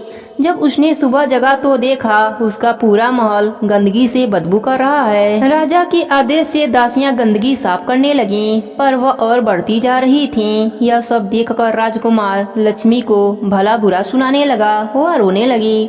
वह भागी भागी अपने बहन कुलछनी के पास गई और उससे माफी मांगने लगी। भगवान ने अपनी माया समेट ली। उसका महल साफ हो गया। अब कुलछनी की तरह लक्ष्मी भी नेम धर्म से अपना दिन बिताने लगी। हे विष्णु भगवान, जैसे आपने कुलछनी पर अपनी कृपा करी, वैसे ही अपने सभी भक्तों पर अपनी कृपा बनाए रखना। प्रेम से बोले विष्णु भगवान की जय हो, तुलसी माता की जय हो। एक समय की बात है, एक गांव में दो देवरानी जेठानी रहती थीं। देवरानी तो पूजा पाठ वाली थी, धर्म कर्म वाली थी, लेकिन जेठानी का पूजा पाठ में बिल्कुल भी मन नहीं लगता था। वह कभी भी पूजा पाठ नहीं करती थी, कोई भी धर्म का काम नहीं करती थी, किसी को भी पानी की एक बूंद भी नहीं देती थी और देवरानी को भी करने से मना करती थी कि तुम भी यह सारा दिन पूजा पाठ में क्यों लगी रहती हो। कभी मेरे साथ बाहर गांव खनिहार में घूमने चलकर औरतों के साथ बैठा करो, बातें किया करो। लेकिन इन सब कामों को ना करने से देवरानी मना कर देती और कहती, जी मेरे से परपंच वाला काम नहीं होता, मेरा तो मन पूजा पाठ में ही लगता है।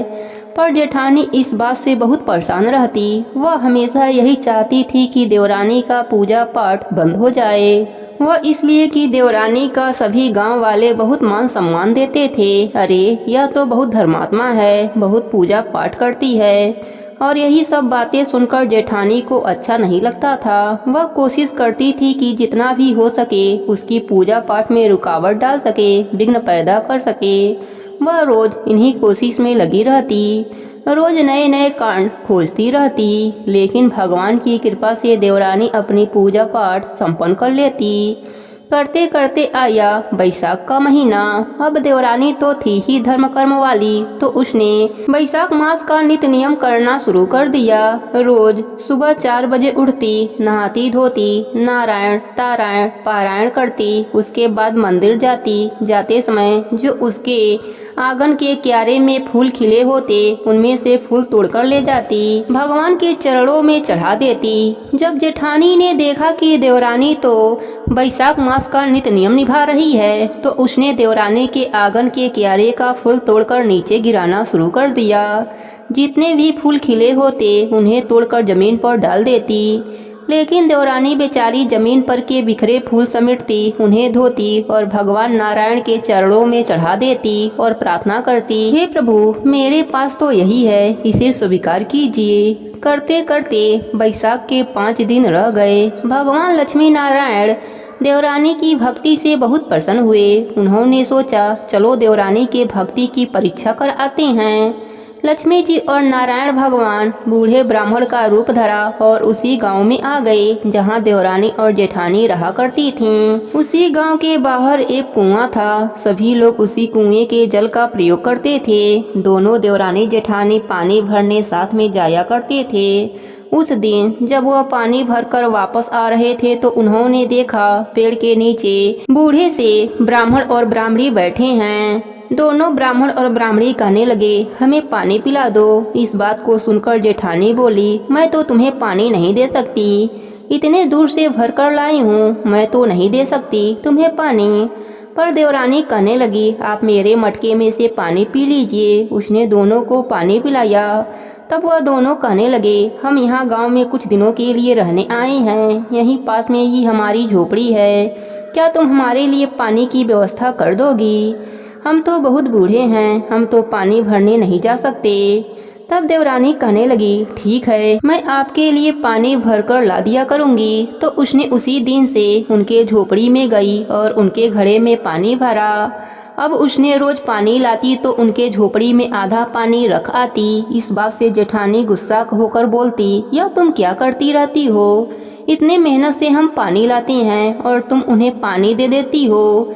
तब देवरानी कहती है, जी वह बहुत बूढ़े हैं, पानी कैसे लाएंगे? तब जेठानी बोली, ठीक है, देख लो, मुझसे तो यह धर्म कर्म नहीं होता। इतना कहकर दोनों अपने घर चली गईं। हम देवरानी रोज उनके झोपड़ी में पानी रख आती। कोई काम होता तो वह भी कर देती, जैसे साफ सफाई, ब्राह्मण ब्राह्मणी के कपड़े साफ कर देती, उन्हें नहला देती, पैर दबा देती। इस तरह से उनका छोटा मोटा काम कर देती। सारा बैसाख का महीना पूरा हो गया। आखिरी दिन था। आखिरी दिन जब वह पानी भरकर अपने घर वापस जा रही थी तो वही बूढ़े ब्राह्मण और ब्राह्मणी रास्ते में मिले। तब देवरानी पूछने लगी, अरे बाबा, यहाँ क्यों बैठे हैं? तब वह कहने लगे, हम लोग अपने गांव जा रहे हैं, यहाँ तो हम इस गांव में कुछ दिन के लिए रहने आए थे। हम अब वापस जा रहे हैं, लेकिन जाने से पहले तुम्हें एक चीज़ देना चाहते हैं, तुम हमारे साथ झोपड़े पर चलो। तब वह कहने लगी, ठीक है बाबा, चलिए। जेठानी ने सोचा, पता नहीं क्या देंगे। लालच बस जेठानी कहने लगी, क्या मुझे नहीं लेकर चलेंगे? हाँ, मुझे क्यों लेकर चलेंगे? मैंने थोड़ी ना आपको पानी पिलाया है, मुझे क्यों लेकर जाएंगे? तब विष्णु भगवान बोले, नहीं बेटी, ऐसी बात नहीं है, तुम भी हमारे साथ चलो, कर्मों का फल तो सबको मिलना चाहिए। ब्राह्मण के भेष में भगवान नारायण और लक्ष्मी जी दोनों को लेकर अपने झोपड़ी में पहुंचते हैं। जब झोपड़ी के अंदर जाते हैं तो देखते हैं वहां दो घड़े रखे हैं, एक घड़ा सोने का है, एक घड़ा मिट्टी का है। तो ब्राह्मण कहते हैं, देखो बेटी, तुम दोनों एक एक घड़ा ले लो, जो तुम्हारे कर्म में होगा उनके हिसाब से इन घड़ों में से तुम्हें मिलेगा। जेठानी तो बहुत खुश हुई। सोने का घड़ा देखकर वह तो फटाफट गई, देवरानी से पहले उस सोने के घड़ा को उठा लिया। घड़े के मुख पर कपड़ा बंधा हुआ था। बूढ़े ब्राह्मण कहने लगे, इसे तुम्हें कल को खोलना है, आज नहीं खोलना है, कल नहा धोकर खोलना, जैसे तुम्हारे कर्म में होंगे उनके हिसाब से तुम्हें उपहार मिलेगा। ब्राह्मण की बातें सुनकर जेठानी तो बहुत खुश हो गई, क्योंकि उसने सोचा, मेरा घड़ा तो सोने का है, जरूर इसमें हीरे मोती होंगे। दोनों अपने अपने घड़ों को लेकर अपने घर आ गए।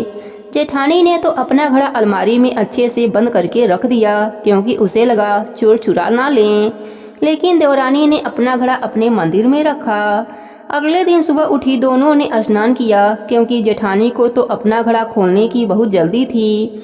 पूजा पाठ वह करती नहीं थी। उसने जब फटाफट जाकर घड़ा लाकर खोला तो उसमें राख भरी पड़ी है। वह तो बहुत हैरान हुई और घड़ा भी सोने से बदलकर मिट्टी का बन गया था। उधर देवरानी रोज की तरह नित्य नियम करने के बाद घड़ा खोला तो उसमें से हीरे मोती भरे पड़े मिले। वह बहुत खुश हुई। इतने में जेठानी लड़ती झगड़ती उसके घर आ गई। तूने मेरा घड़ा क्यों चुरा लिया? देवरानी ने कहा, नहीं जीजी, मैंने आपका घड़ा नहीं चुराया है, मैं तो आपके घर गई भी नहीं थी। पर जेठानी नहीं मानी और जबरदस्ती देवरानी का घड़ा ले लिया और अपना घड़ा दे दिया। जेठानी घड़ा लेकर जो अपने घर आई वह घड़ा मिट्टी का हो गया और उसमें राख भर गए। फिर जेठानी को बूढ़े ब्राह्मण की बातें याद आई कि तुम सबको अपने कर्मों का फल मिलेगा। तब उसे अपने ऊपर बहुत पछतावा हुआ कि मैंने अपने कीमती समय परपंच में लगा दिया। जब मेरे कर्म ही बुरे थे तो मुझे इस राख के अलावा और क्या मिलेगा। तब वह रोती रोती अपने देवरानी के घर जाती है और उससे क्षमा मांगने लगती है। तब देवरानी कहती है, जी आप हमसे नहीं भगवान से माफी मांगिए। इसके बाद अब देवरानी और जेठानी मिलकर नित नियम निभाने लगे। हे विष्णु भगवान, जैसे आपने देवरानी पर अपनी कृपा करी वैसे ही अपने सभी भक्तों पर अपनी कृपा बनाए रखना। प्रेम से बोले विष्णु भगवान की जय हो, वैशाख मास की जय हो। एक साहूकार था, वह रोजाना उठकर खाना खाने बैठ जाता था। उसके घर में उसके बेटे बहू थे। बहू रोजाना बड़बड़ाती रहती कि ससुर जी इतने उम्र के हो गए और बिना नहाए धोए पूजा पाठ किए बिना ही खाना खा लेते हैं। वह रोजाना ऐसे ही बोलती रहती थी। कहती थी, ससुर जी कुछ तो नियम ले लो, अगर पूजा पाठ नहीं करना है तो कोई बात नहीं। लेकिन ससुर जी तो सुनते ही न थे। अब बैसाख का महीना आया, सारे लोग बैसाख मास के नित्य नियम करने लगे। तब बहू ने अपने ससुर जी से बोली, ससुर जी सारा गांव तो बैसाख मास का स्नान कर रहा है, पूजा पाठ कर रहा है। आप भी नहा धोकर सुबह मंदिर जाकर चंद्रामृत लेकर ही खाना खाया करो। ससुर जी ने कहा ठीक है। सोचा चलो आसान नियम है, कर लेंगे, पास में ही मंदिर है, आराम से यह नियम रोजाना हो जाएगा। अब साहूकार रोजाना जल्दी उठकर नहा धोकर मंदिर जाने लगा और रोजाना चंद्रामृत पीकर फिर घर आकर खाना खाने लगा। उसने यही नियम पूरे मास करने का बना लिया। एक दिन पंडित जी को देरी हो गई। अब साहूकार रोज की तरह जल्दी उठ गया। नहा धोकर पंडित जी का इंतजार करने लगा कि कब पंडित जी आए, मंदिर खोलें, चंद्रामृत बनाएं और मैं उसका पान करके भोजन करूं। बहू उस दिन बाजरे की खिचड़ी बनाई हुई थी। बहू ने कहा, ससुर जी आप अपना नित्य नियम करके खाना खा लीजिएगा, मैं खेत में जा रही हूँ। यह बोलकर खेतों में चली गई। अब साहूकार ने सोचा खिचड़ी तो ठंडी हो रही है, पंडित जी भी अभी नहीं आए, अब मैं क्या करूँ। यह सोचता हुआ कभी खिचड़ी को देखता तो कभी मंदिर के गेट को देखता। फिर उसने खिचड़ी खाने की सोची। जैसे ही खिचड़ी में हाथ डाला वैसे ही पंडित जी आकर मंदिर का गेट खोल दिए। साहूकार तो खिचड़ी लगी हाथों को लेकर मंदिर में चला गया। पंडित जी तुलसी पत्र डालकर भगवान विष्णु को स्नान कराए और चंद्रामृत को साहूकार को देने लगे तो साहूकार बायां हाथ आगे किया। तब पंडित जी ने कहा कि साहूकार जी आज बाएं हाथ में चंद्रामृत क्यों ले रहे हो, सीधे हाथ ले लो। लेकिन सीधा हाथ तो खिचड़ी से सना हुआ था। फिर पंडित जी ने साहूकार का सीधा हाथ पीछे से आगे कर दिया तो देखा हाथ में छोटे छोटे सोने चांदी की घुघुरियां हो गई हैं। साहूकार यह देखकर बहुत खुश हुआ और आधी मंदिर में चढ़ाई और आधी घर लाई। बेटे बहू भी बहुत खुश हुए। साहूकार ने सोचा जीवन में धर्म पुण्य नित्य नियम जरूर लेना चाहिए। अगर मैं यह नियम नहीं लेता तो मुझे कैसे पता चलता कि भगवान जी की कृपा कैसी होती है।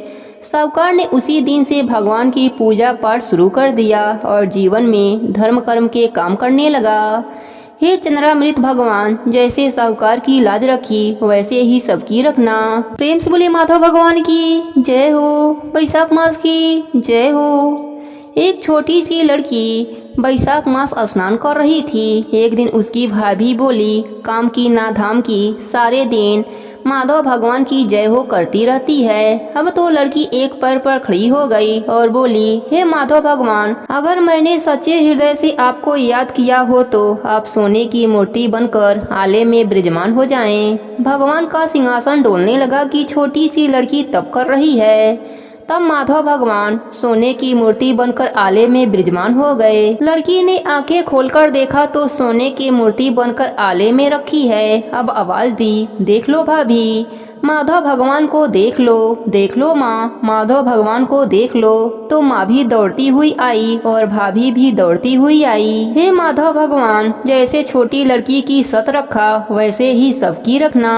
प्रेम से बोली माधव भगवान की जय हो। एक समय की बात है, एक गांव में एक बुढ़िया माई रहती थी। वह नित्य नदी पर स्नान करती और तुलसी माता को सींचती। तुलसी माता से कहती, हे तुलसी माता सबकी दाता, मैं बिरला सींच हूँ, तू कर निस्तार मेरा। तुलसी माता सुहाग दे, लडुआ दे, पीताम्बर की धोती दे, मीठा मीठा ग्रास दे, बैकुंठ का वास दे, चटके की चाल दे, पटके की मौत दे, चंदन की गांठ दे, झालर की झंकार दे, साईं का राज दे, दाल भात का जीवन दे, 11 की मौत दे और कृष्णा की कंधा भी दे दे। बुढ़िया माई रोज तुलसी सींचने के बाद यही बात कहती थी। उसकी बात सुनकर तुलसी माता सूखने लगी। एक दिन भगवान हरि ने पूछा, हे प्रिय, इतनी औरतें तुम्हें सींचती हैं, मीठा भोग लगाती हैं, गीत सुनाती हैं, फिर भी तुम क्यों सूख रही हो?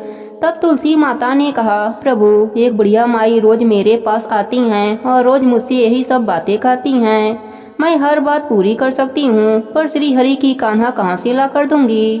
तब भगवान हरि बोले, जब वो मरेगी तब कान्हा देने मैं स्वयं आ जाऊंगा। प्रिय, तुम चिंता मत करो। कुछ दिनों के बाद बुढ़िया माई का देहांत हो गया। बुढ़िया माई के अंतिम संस्कार के लिए गांव के कुछ लोग बुढ़िया माई के मृत शरीर को उठाने लगे तो वह बुढ़िया माई इतनी भारी हो गई कि किसी से भी नहीं उठती। सब गांव वाले बोलने लगे कि बुढ़िया माई तो अपने पूरे जीवन में पूजा पाठ किया था, फिर भी यह इतनी भारी कैसे हो गईं? तभी उधर से बूढ़े ब्राह्मण के रूप में भगवान हरि स्वयं वहां आए और पूछने लगे कि क्या हुआ।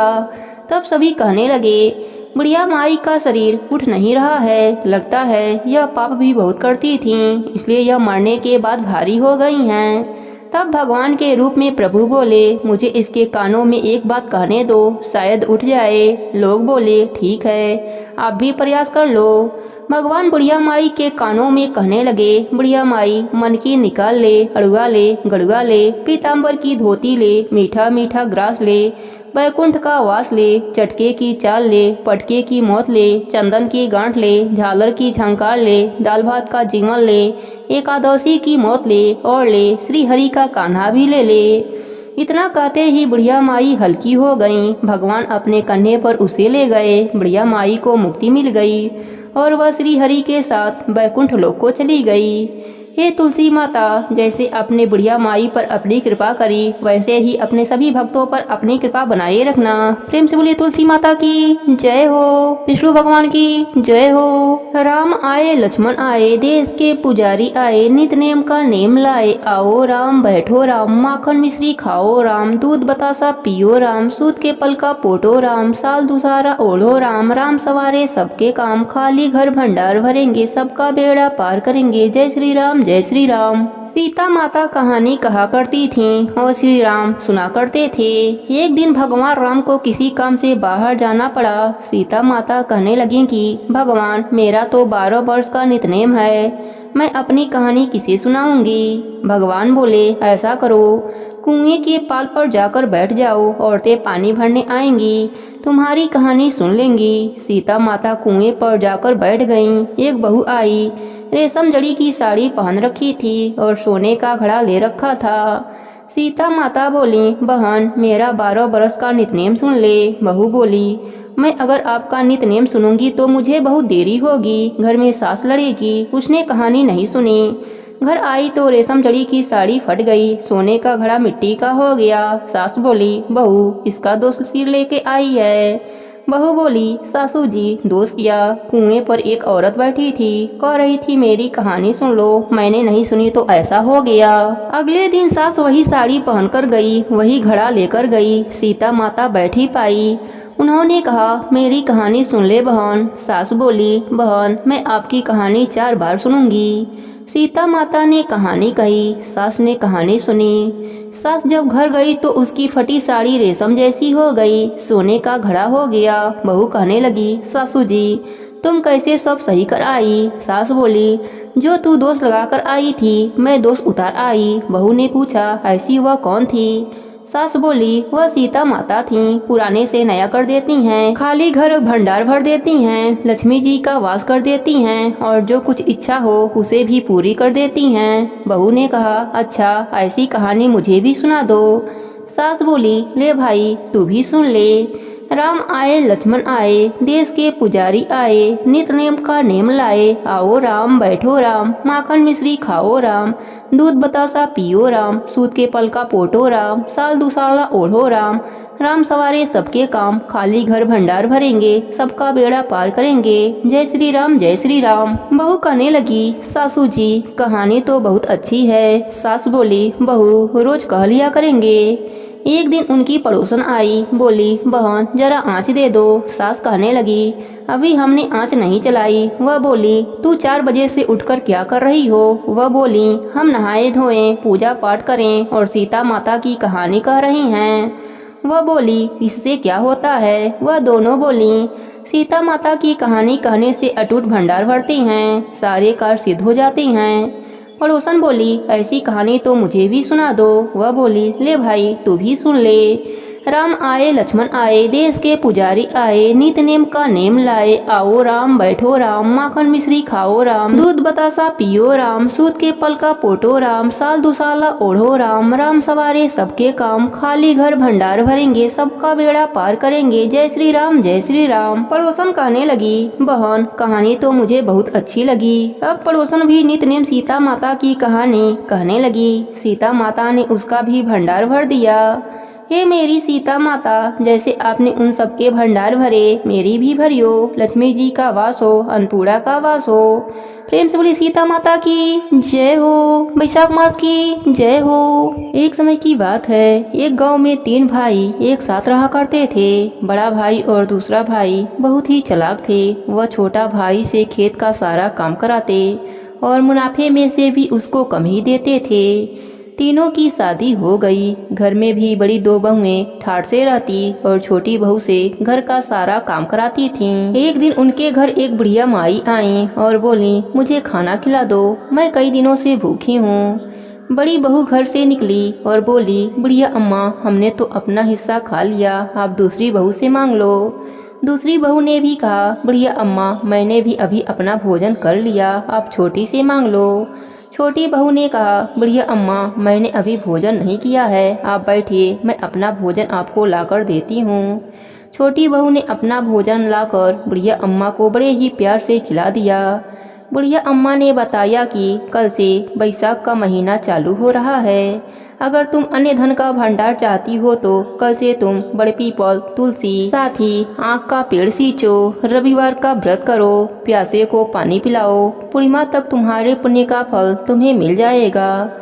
दोनों बड़ी बहुएं बुढ़िया माई की बातें सुन रही थीं। वह दोनों बोले, बुढ़िया माई, हमें भी कोई अमीर होने का उपाय बताइए। बुढ़िया माई ने कहा, बहुओं, यह सबके लिए है, अगर तुम लोग भी करोगी तो तुम्हें भी तुम्हारे पुण्य का फल पूर्णिमा तक मिल जाएगा। छोटी बहू के साथ वह दोनों भी नित नियम लेने की तैयारी करने लगीं।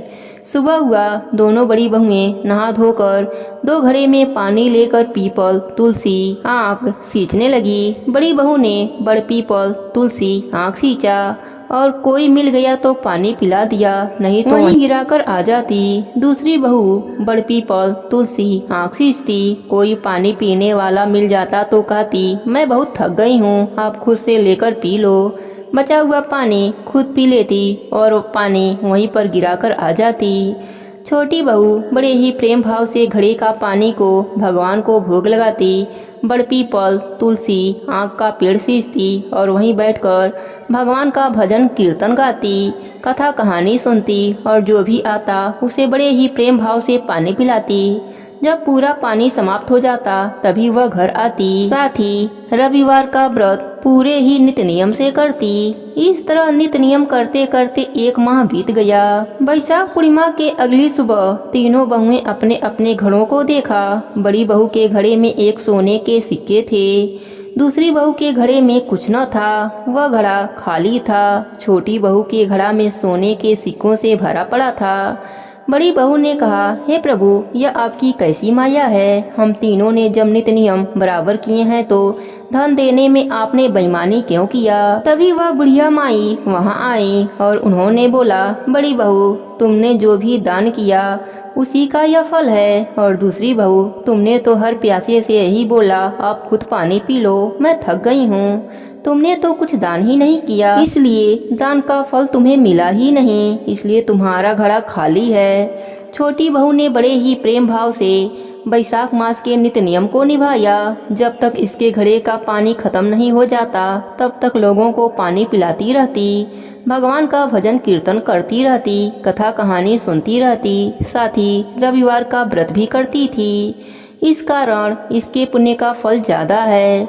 तीनों बहुएं बुढ़िया माई की चरणों में गिर गईं। दोनों बड़ी बहुएं बुढ़िया माई से माफी मांगने लगी। भगवान की कृपा से उनके भी घड़े मोहरों से भर गया।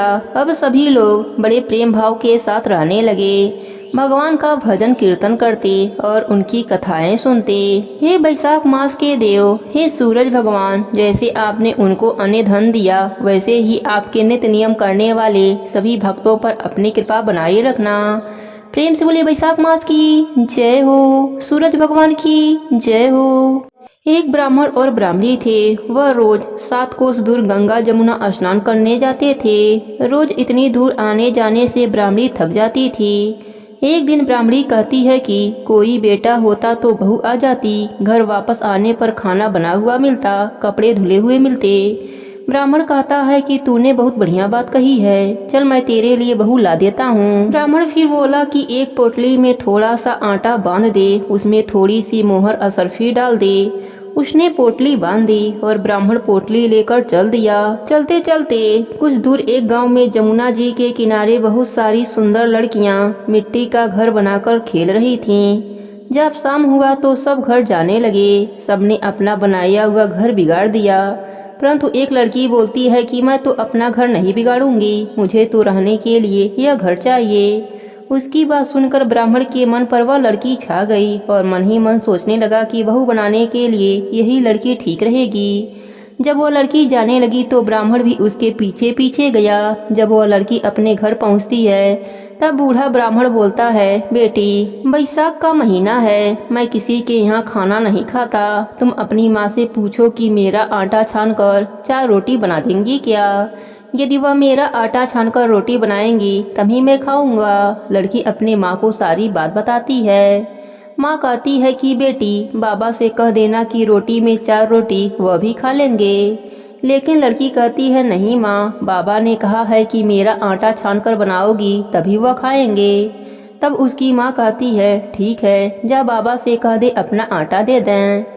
उसने आटा छाना तो उनमें से मोहर असरफी निकलती है। वह सोचती है कि जिसके आटे में इतनी मोहर असरफी है उसके घर न जाने कितनी होगी। जब ब्राह्मण रोटी खाने बैठा तो लड़की की माँ बोली, बाबा तुम लड़के की सगाई करने जा रहे हो? बाबा बोला कि मेरा लड़का तो काशी पढ़ने गया हुआ है, लेकिन अगर तुम कहो तो मैं खाड़ कटोरे से तेरी लड़की को ब्याह कर साथ ले जाऊं। लड़की की माँ बहुत खुश हुई और उसने अपनी लड़की की ब्याह कटोरे से कराकर विदा कर दिया।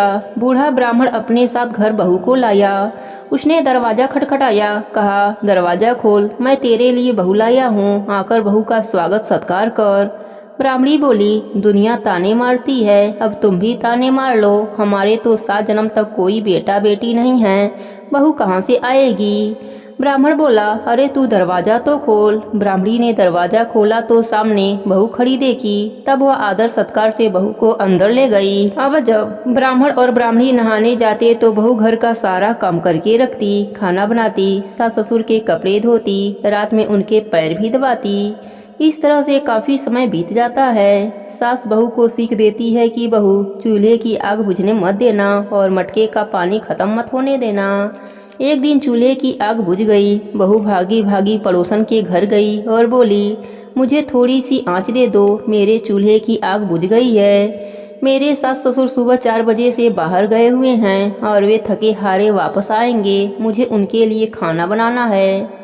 पड़ोसन कहती है, अरे तू तो बावरी है, तुझे यह दोनों मिलकर पागल बना रहे हैं। इनका ना कोई बेटा है ना ही कोई बेटी है। बहू बोली, नाना आप ऐसे मत बोलो, क्योंकि इनका बेटा काशी में पढ़ने गया है।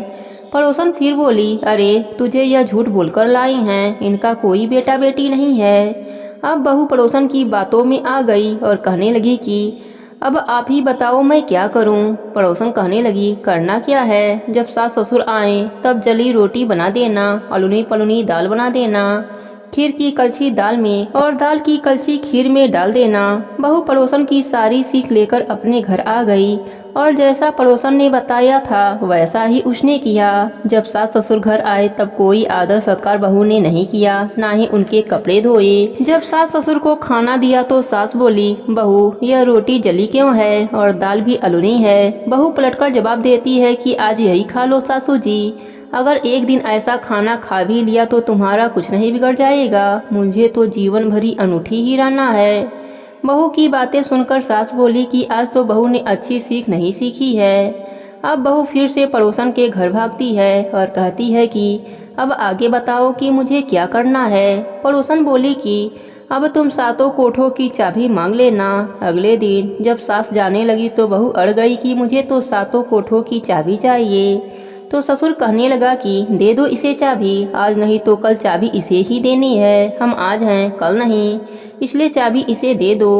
सास ससुर के जाने के बाद बहू ने कोठा खोलकर देखा तो किसी में अन्न भरा है, किसी में धन भरा है, किसी में बर्तन भरे हैं, सभी में अटूट भंडार भरे पड़े हैं। जब बहू ने सातवां कोठा खोला तो उसमें महादेव जी, पार्वती जी, गणेश जी, लक्ष्मी जी, पीपल पथवारी, ठाकुर जी, राई दामोदर, तुलसा जी का बीड़ा, गंगा जमुना बह रही हैं। वहीं एक लड़का चंदन की चौकी पर बैठा माला जप रहा है।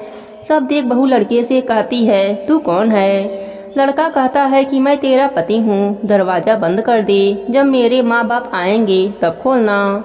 सारा नज़ारा देखकर बहू बहुत खुश हुई और नाचती फिरने लगी। 16 श्रृंगार कर सुंदर वस्त्र पहन सास ससुर का इंतजार करने लगी। उनके लिए 36 प्रकार के पकवान बनाकर रखे। सास ससुर जब वापस आए तब उसने उनका बहुत आदर सत्कार किया, उनके कपड़े धोए, उनके पैर दबाए। बहू सास के पैर दबाते हुए कहने लगी कि माँ जी, आप इतनी दूर 12 कोस यात्रा करके गंगा जमुना का स्नान करने जाती हैं, थक जाती हैं, तो आप घर में स्नान क्यों नहीं कर लेती? बहू की बात सुनकर सास कहने लगी कि भला गंगा जमुना भी घर में बहा करती हैं क्या? बहू बोली, हाँ माँ जी, बातें हैं, चलिए मैं आपको दिखाती हूँ। उसने सातवां कोठा खोलकर दिखाया तो उसमें गणेश जी, लक्ष्मी जी, महादेव जी, पार्वती जी, पीपल पथवारी, गंगा जमुना बह रही हैं। 36 करोड़ देवी देवता विराजमान हैं और वही तिलक लगाकर चंदन की चौकी पर एक लड़का माला जप रहा है। ब्राह्मणी ने कहा कि तू कौन है? लड़का बोला, माँ मैं तेरा बेटा हूँ। बुढ़िया फिर बोली, तू कहाँ से आया है? लड़की ने कहा कि मुझे पीपल देवता भेजे हैं। बुढ़िया कहने लगी, बेटा यह दुनिया कैसे जानेगी? कैसे जानेगा मेरा देवर, देवरानी, जेठ जेठानी, अगल बगल पड़ोस की तू मेरा ही बेटा है। बुढ़िया ने विद्वान पंडितों से सलाह ली तो वह बोले, इस बार बहू बेटा साथ खड़े हो जाएं और उस बार बुढ़िया खड़ी हो जाए। बुढ़िया चमड़ा का ब्लाउज पानी हो, छाती में से दूध की धार निकले, बेटे की दाढ़ी मूछ भीगे, पौन पानी से गठजोड़ बंधे, तब जाने कि यह बुढ़िया का ही बेटा है। उसने ऐसा ही किया।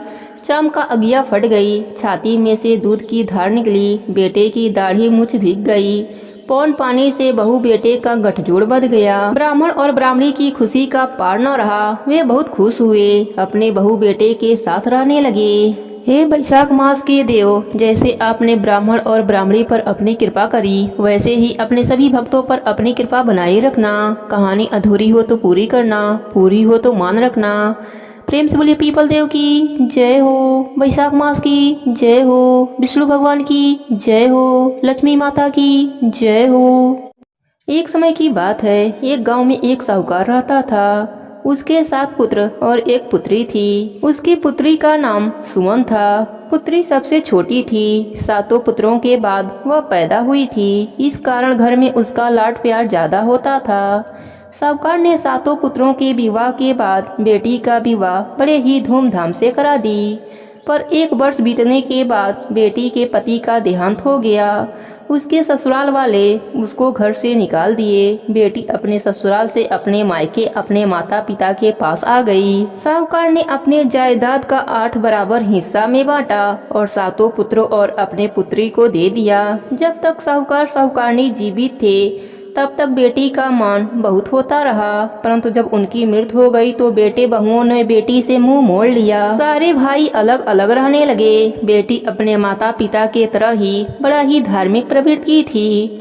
वह रोज एक ब्राह्मण जिमाती, चिड़ियों को दाना पानी डालती, तुलसी सींचती। उसके पास एक गाय थी। वह गाय माता की सेवा भी किया करती, पूजा करती, फिर जाकर भोजन किया करती थी। ऐसे ही उसका दिन व्यतीत हो रहा था। एक बार मौसम खराब हो गया, जिसके कारण न उसके आंगन में कोई चिड़िया आई, न ही कोई ब्राह्मण आया।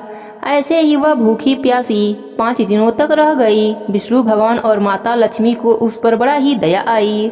वह दोनों नारद मुनि को बुलाकर कहा कि हम दोनों हंस बनकर उसके घर दाना चुगने जा रहे हैं और आप ब्राह्मण बनकर उसके घर जाकर कुछ ग्रहण कर लीजिए ताकि वह भी भोजन कर ले। इस प्रकार विष्णु भगवान लक्ष्मी माता के साथ उसके आंगन में हंस बनकर आ गए। बेटी सुमन अपने घर के आंगन में 2 हंसों को देखकर बड़ा ही खुश हुई और अंदर से दाना लाकर डाला। तब तक हंस बोले, सुमन क्या तुम्हें पता नहीं, हंस कभी भी दाना नहीं चुगते, हंस तो मोती चुगते हैं। सुमन बड़ा ही समझदार थी। वह अपने घर के कागज को सोनार के पास गिरवी रखकर उससे मोती लिया और आंगन में लाकर हंसों को मोती डाला। हंस मोती चुगकर उड़ गए। नारद जी ब्राह्मण का भेष धरकर आए। सुमन ने उनको फलाहार से जिमाया। वह भी जिम कर चले गए। फिर सुमन भोजन करी। जब वह सोने जा रही थी तब उसने देखा कि आंगन में 2 मोती चमक रहे हैं। उसने उन दोनों मोतियों को उठाया। एक मोती को तुलसी की मिट्टी में दबा दिया और एक मोती गाय माता को चढ़ा दिया। सुबह जब सुमन उठी तो उसने देखा उसके तुलसी के पौधे में मोतियों का भंडार लगा है। वह बहुत ही खुश हुई। जब वह गाय के पास गई तो गाय के भी सींग, खुर और गले में मोतियों की लड़ी लटक रही थी। वह खुशी खुशी सोनार के दिए गए मोतियों के 4 गुना मोती लिया। सोनार को वापस देकर अपने घर का कागज ले आई। अब वह हर रोज खूब दान करती, ब्राह्मण जिमाती, भूखों को भोजन देती। यह बात उसके भाई भौजाई को पता चली तो वह सब लालच में आ गए।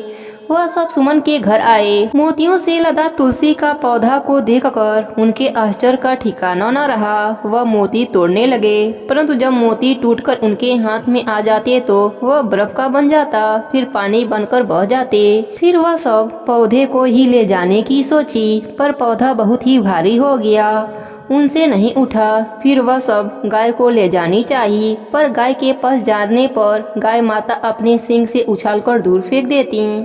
इस प्रकार वह घर खाली हाथ ही चले गए और अपने बहन से क्षमा भी मांगी। अब सुमन का तबीयत खराब रहने लगा। उसने गाय माता का दान किया। फिर उसके कुछ दिनों के बाद मृत्यु हो गई। यमलोक के रास्ते में सुमन को कोई भी तकलीफ नहीं हुआ। जब बैतरणी नदी आई तो सुमन ने गाय का ध्यान किया। गाय माता ने उसको नदी पार करा दी। जब निर्जन पहाड़ आया तो उसने अन्न जल का ध्यान किया और वह उसके पास आ जाते। इस तरह वह धर्मनगरी पहुंच गई। धर्मराज जी ने कहा, चित्रगुप्त जी, सुमन का लेखा जोखा देखकर इसको स्वर्गलोक में भेज दीजिए। चित्रगुप्त जी ने सुमन का लेखा जोखा देखा। चित्रगुप्त जी ने कहा, सुमन अपने जीवन में बहुत ही धर्म कर्म किया है, परंतु इसके लिए स्वर्ग का दरवाजा बंद है। सुमन ने हाथ जोड़कर कहा, प्रभु ऐसा क्यों? क्या मुझसे कोई चूक हुई है?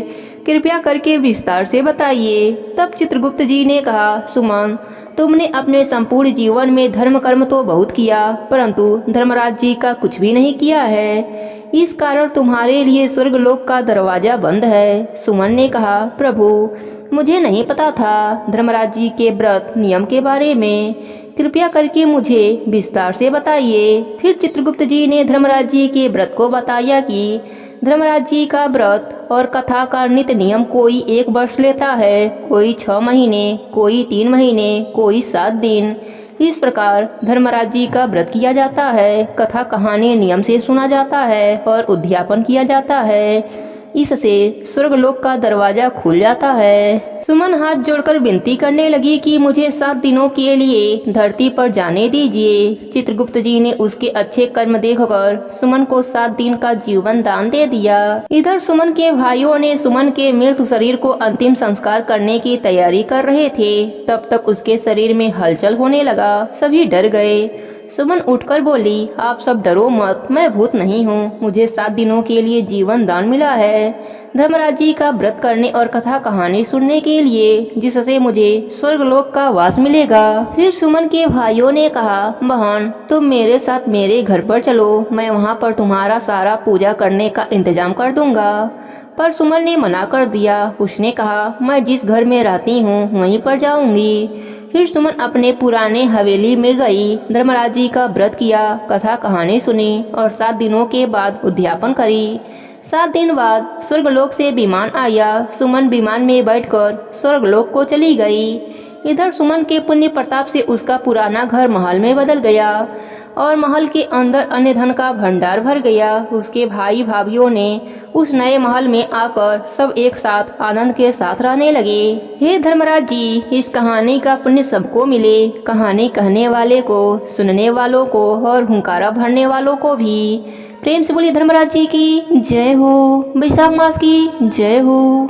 दोस्तों, यह आडंबर दिखावा तो केवल संसार को रिझा सकता है, परंतु प्रभु के लिए तो सच्ची भक्ति, सच्चा प्रेम चाहिए। चाहे भगवान को हम किसी भी रूप में पूज लें, भगवान हमारे प्रेम में बंधकर उसी रूप में खींचे चले आते हैं। ऐसा ही हुआ सुमित्रा के साथ। सुमित्रा और उसका पति गांव में एक मकान में रहा करते थे। दोनों ही गणेश भगवान की बहुत पूजा भक्ति किया करते थे। सुमित्रा की कोई भी संतान न होने के कारण उन्होंने गणेश भगवान को ही अपना पुत्र मान लिया था और सुमित्रा ने उसका नाम विनायक रखा था। प्रभु की भक्ति, सेवा, खिलाना पिलाना, सुलाना बालक की तरह ही किया करती थी। उनसे कोई भी उनके संतान के बारे में पूछता तो वह गणेश भगवान को ही अपना पुत्र बताया करती थी। सुमित्रा हर गणेश चतुर्थी का व्रत करती थी, भगवान को अपने पुत्र के समान प्रेम करती थी और भोग लगाती थी। भगवान भी सुमित्रा के पुत्र पास में बढ़ते जा रहे थे। एक दिन गणेश चतुर्थी पर प्रभु ने भी अपना प्रेम का परिचय देते हुए सुमित्रा के द्वारा बनाई हुई खीर का भोग खा लिया। जब पात्र को खाली देखा तो सुमित्रा की आंखों से आंसू झरझर बहने लगे। वह कहने लगी, आज तो मेरा बच्चा बहुत भूखा था। आज मेरे बालक को बहुत जोरों से भूख लगी थी। पूरा पात्र खाली है। आप चिंता मत करें। आपको खीर इतनी पसंद आई है तो मैं रोज आपके लिए खीर बनाया करूंगी। ऐसा कहकर अब सुमित्रा रोज खीर बनाती और प्रभु को भोग लगाती। ऐसे ही समय बीतता चला गया और प्रभु ने सुमित्रा को मां बनने का सौभाग्य प्रदान किया। अब सुमित्रा अपने आप को 2 पुत्रों की मां बताती, बड़ा विनायक और छोटा वैभव। समय के साथ वैभव बड़ा हो गया। माँ ने उसको खूब पढ़ाया लिखाया, उसकी शादी कराई।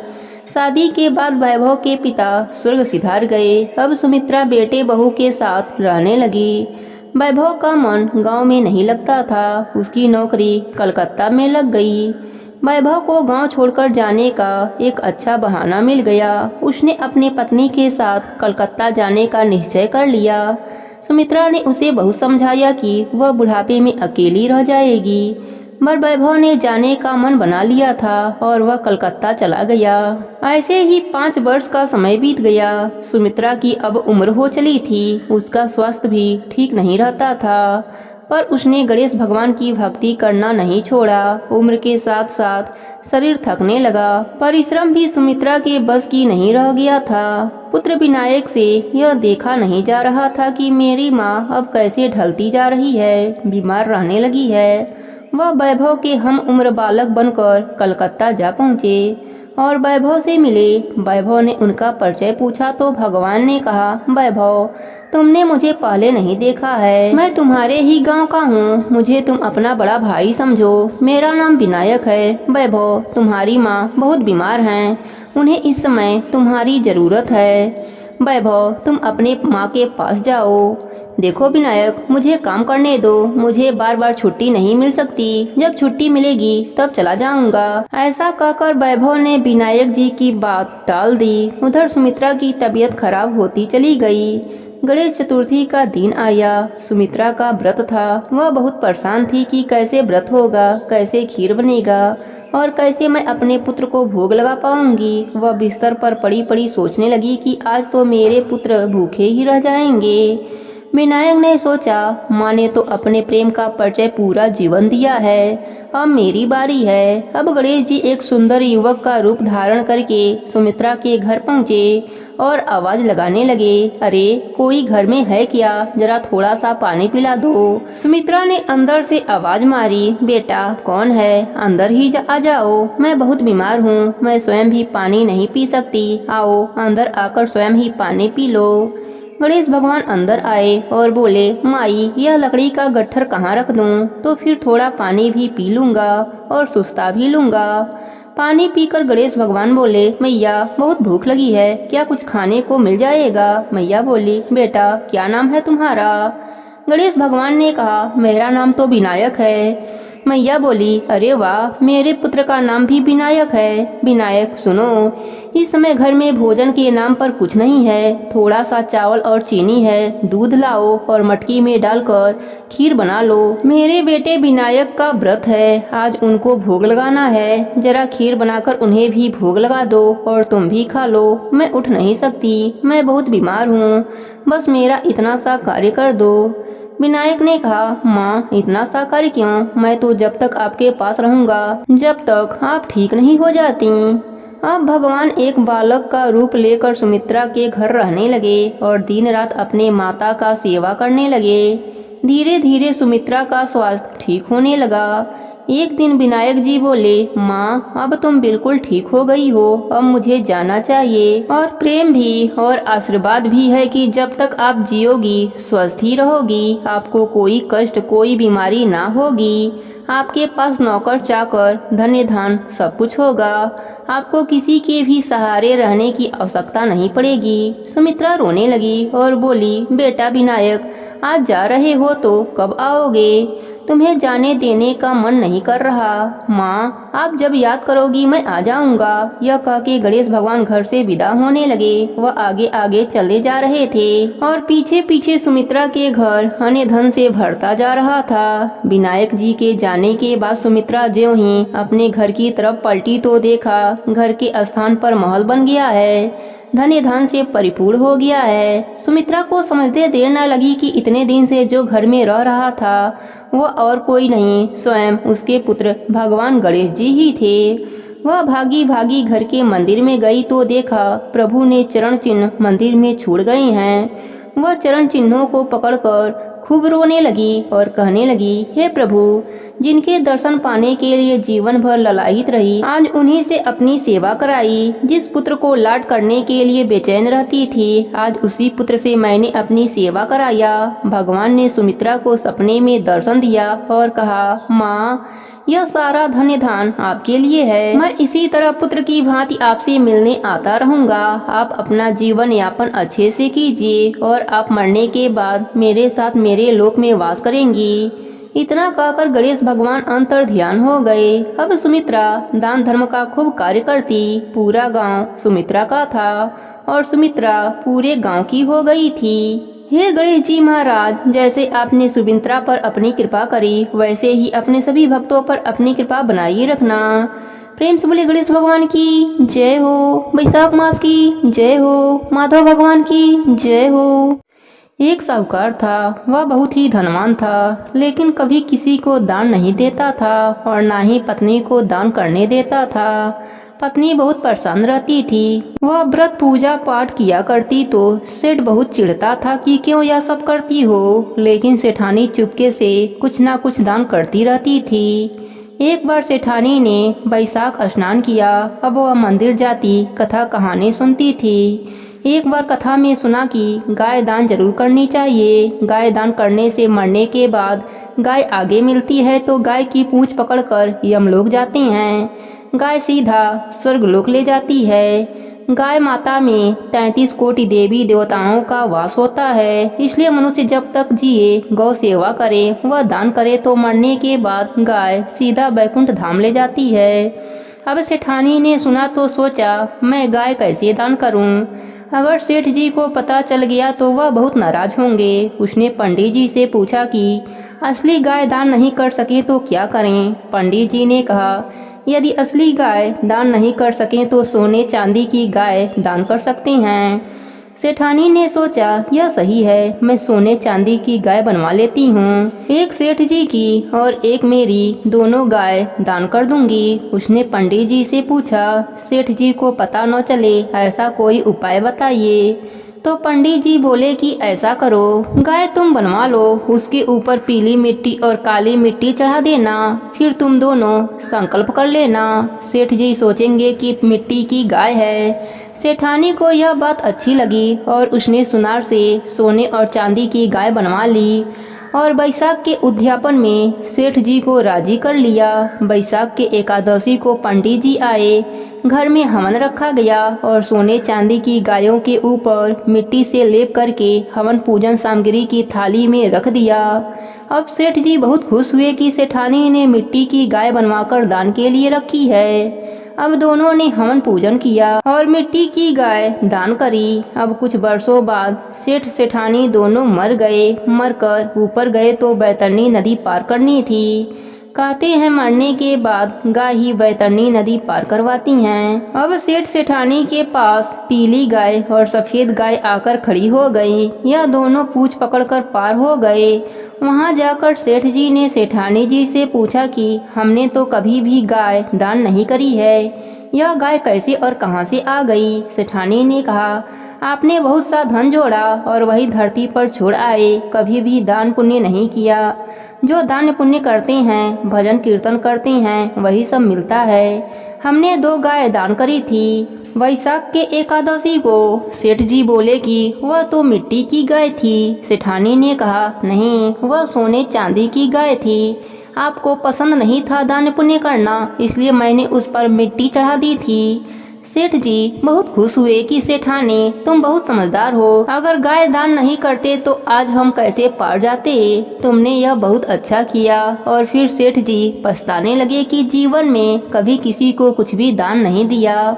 मनुष्य को दान देते रहना चाहिए। मनुष्य जीवन बड़ी मुश्किल से मिलता है, उसे सत्कर्म में लगाना चाहिए। गौ सेवा, गौ का दान, दीन दुखियों की सेवा जितना हो सके करना चाहिए। लेकिन सेठ सेठानी के गौ दान के कारण दोनों को बैकुंठ धाम में वास मिला।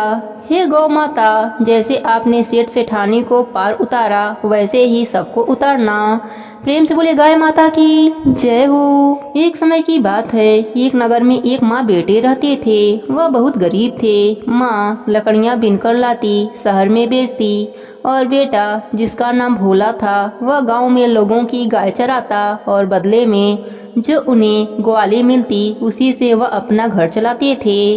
एक बार की बात है, भोला ने देखा कि एक गाय जो सुनहरे रंग की है, वह गाय उनकी गायों के बीच में रहती है और चारा चरती है। लेकिन वह गाय कहाँ से आती है, कहाँ चली जाती है, भोला को मालूम नहीं चलता था और ना ही उसे उस गाय की ग्वाली मिलती थी।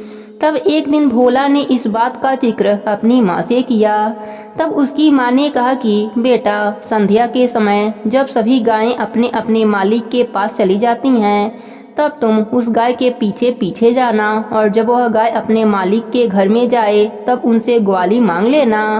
तब दूसरे दिन भोला ने ऐसा ही किया। दूसरे दिन संध्या के समय जब गाय अपने घर की ओर जाने लगी, तब भोला सुनहरी गाय की पूंछ पकड़कर उसके साथ जाने लगा। भोला को तो पता ही नहीं चला कि वह बैकुंठ में पहुंच गया। वहां भगवान विष्णु विराजमान थे। तब भगवान विष्णु ने पूछा, अरे भाई, तुम कौन हो और यहाँ कैसे पहुँचे। तब भोला ने पूरी बात बताई कि आपकी गाय चारा चरती है, लेकिन मुझे आपकी गाय की ग्वाली नहीं मिलती है, मैं ग्वाली लेने आया हूँ। भगवान विष्णु और माता लक्ष्मी को उसके भोलेपन पर बहुत हंसी आई। भगवान ने कहा, मांगो, तुम्हें क्या चाहिए। तब भोला ने कहा कि मुझे मेरी मेहनत का पैसा चाहिए और ज्यादा कुछ नहीं चाहिए। तब भगवान विष्णु ने भोला को एक कढ़ाई दी और कहा कि तुम वापस इसी गाय की पूंछ पकड़ के जाना। भोला ने ऐसा ही किया। घर जाने के बाद उसने कढ़ाई रसोई में रख दी। उसकी माँ ने कढ़ाई को मांज कर रख दिया। थोड़ी देर बाद जब उसकी माँ रसोई में गई तो देखती है कि कई तरह के पकवान रखे हुए हैं। अब भोला और भोला की माँ समझ चुके थे कि यह सब विष्णु भगवान की कृपा से हुआ है। अब उनका घर अन्य धन से भर गया। भोला की माँ बचा हुआ खाना गरीबों को दे देती थी। उसी नगर के राजा के घर से भी उन गरीबों को खाना मिलता था। एक दिन एक गरीब औरत ने राजा के दासी से कहा, राज दरबार से बासी रोटियां आती हैं और इसी नगर के एक माँ बेटे रहते हैं, उनके यहाँ से अनेक प्रकार के और ताज़ा भोजन मिलता है। दासी ने यह बात राजा और रानी से कही। तब राजा और रानी ने उस गरीब औरत से पूरी बात पूछी। उसने पूरी बात बता दी। राजा ने सिपाही भेजकर भोला और उसकी माँ को राज दरबार में बुलाया और पूरी बात जाननी चाहिए। तब भोला ने पूरी बात बता दी। तब राजा ने कहा कि वह कढ़ाई तो राज दरबार में होनी चाहिए और भोला से कढ़ाई ले लिया। पर राज के रसोई में उस कढ़ाई से कोई भी पकवान नहीं निकलते थे। राजा ने भोला को बुलाया और कहा कि तुमने कढ़ाई बदल दी है, इस कढ़ाई में से तो कुछ भी खाने का सामान बनकर नहीं निकलता है। तब भोला ने कहा कि राजन, अगर आपको विश्वास ना है तो आप मेरे साथ इस कढ़ाई का चमत्कार मेरे घर पर देखिए। फिर राजा अपने मंत्रियों के साथ भोला के घर गए। जैसे ही भोला ने अपने घर की रसोई में उस कढ़ाई को रखा तो वहाँ तरह तरह के पकवान बनकर आने लगे। अब तो राजा को भी पूरा विश्वास हो गया। तब राजा ने पूरे नगर में ढिढोरा पिटवा दिया कि सभी लोग वैशाख मास का नित्य नियम स्नान दान करेंगे। हे विष्णु भगवान, जैसे आपने भोला पर अपनी कृपा करी वैसे ही अपने सभी भक्तों पर अपनी कृपा बनाए रखना। प्रेम से बोलिए विष्णु भगवान की जय हो, गाय माता की जय हो। एक समय की बात है, एक गांव में शंभू लाल रहते थे। उनकी पत्नी की मृत्यु हो चुकी थी। उनका 2 पुत्र और उनकी पत्नियां एक ही साथ रहते थे। शंभू लाल बहुत ही धार्मिक प्रवृत्ति के थे। वह पूजा पाठ के साथ ही गौ सेवा भी किया करते थे। उनके पास एक गाय हमेशा रहती थी। वह पूजा पाठ करते और गाय माता की सेवा किया करते थे। बैसाख महीने में शंभू लाल बैसाख स्नान करते। उनका गांव नदी किनारे बसा था। वह नदी पर स्नान करने जाते तो थोड़ा सा गाय माता का दूध ले जाते और पहले स्नान करते, फिर गंगा मैया को गाय का दूध अर्पित करते। एक दिन उनकी गाय घास चरते चरते जंगल में चली गई थी। शाम होने वाला था। शंभू लाल ने अपने बहुओं से कहा, मेरे स्नान करने का समय हो गया है, अभी तक गाय माता वापस नहीं आई।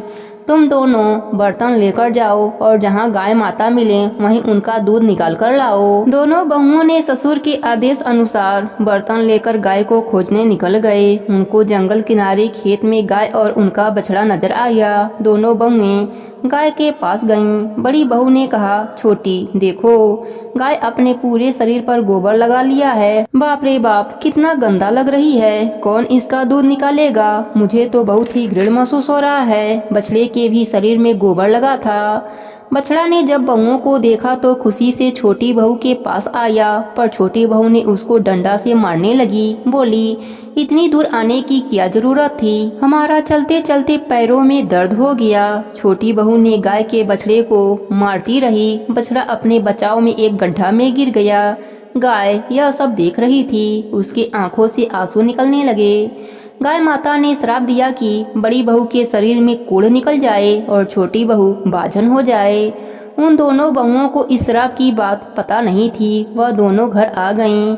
बड़ी बहू के शरीर में जलन होने लगा। धीरे धीरे उसके पूरे शरीर में कोढ़ फूट गया।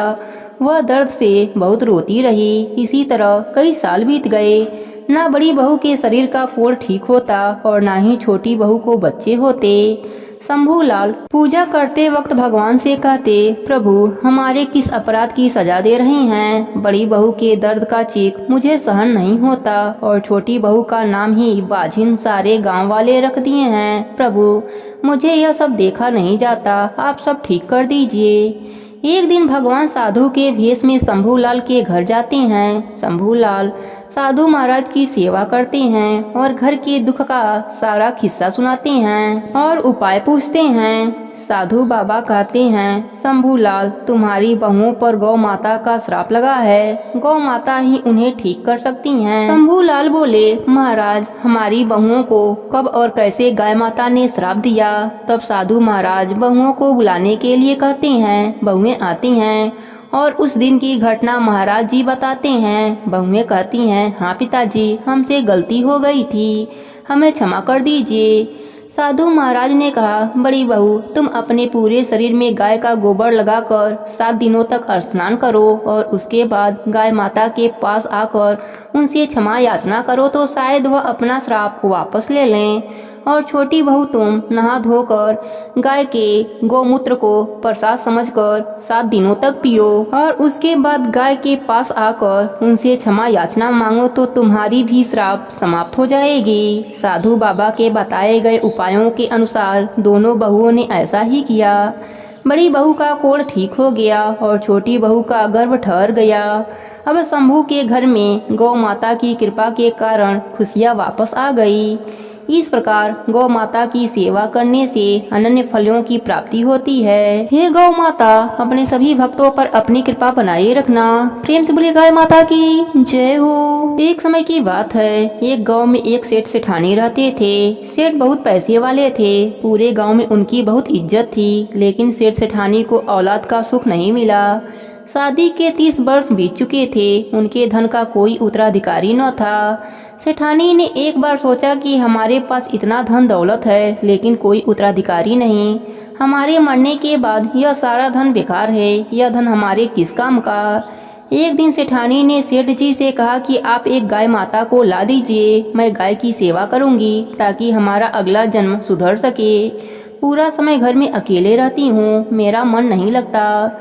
सेठ जी ने हामी भर दिया, लेकिन कई दिन निकल गए, सेठ जी गाय लेकर नहीं आए।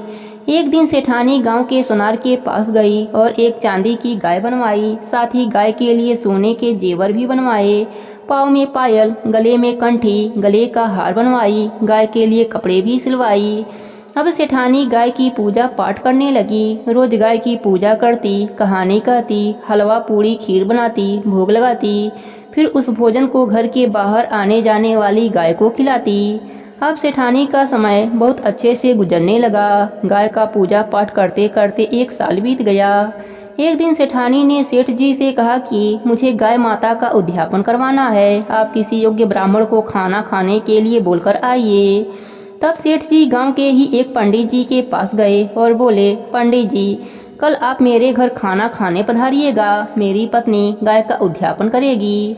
पंडित जी ने उस समय हामी भर दी। पंडित जी ने मन ही मन सोचने लगा कि गाय के उद्यापन में मुझे गाय भी मिलेगी, मैं उसका देखभाल कैसे करूंगा। मेरे पास तो खुद रहने के लिए एक छोटी सी झोपड़ी है, मैं अपने बच्चों को ढंग से खाना नहीं खिला पाता, मैं गाय की सेवा कहाँ से करूंगा। मन ही मन पंडित जी ने सोच लिया कि मैं सेठ जी के यहाँ खाना खाने नहीं जाऊंगा। इधर सेठानी ने गाय के उद्यापन के लिए 2 तांबे के बड़े बड़े ड्रम खरीदे। एक में पानी भरा, एक में सूखा गेहूं का दरिया भरा। 1 बोरी गुड़ खरीदा ताकि वह गाय के नाम से पंडित जी को दान में दे सके।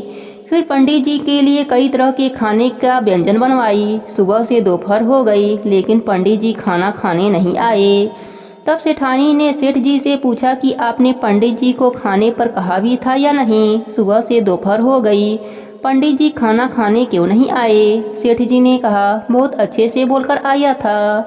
सेठ जी ने अपने नौकर को पंडित जी के घर भेजा। नौकर पंडित जी के घर गया और बोला, पंडित जी, आप सेठ जी के यहाँ क्यों नहीं आए, आप अपना नुकसान क्यों कर रहे हैं। हमारी सेठानी जी आपको चांदी की गाय देंगी और बहुत सारी धन भी देंगी। पंडित जी मन ही मन बहुत खुश हुए। वह तुरंत तैयार होकर नौकर के साथ सेठ सेठानी के घर पहुँच गए।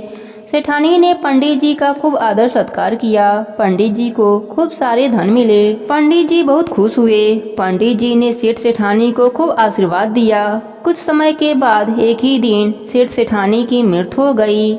जब यम मार्ग में बैतरणी नदी आई तो सेठानी ने आंखें बंद करके गाय माता का ध्यान किया। उसी समय उनके सामने गाय माता आ गईं। सेठानी ने सेठ जी से कहा कि आप गाय माता की पूंछ पकड़ लीजिए, हमें बैतरणी नदी पार करनी है। दोनों सेठ सेठानी गाय माता की पूंछ पकड़ लिए।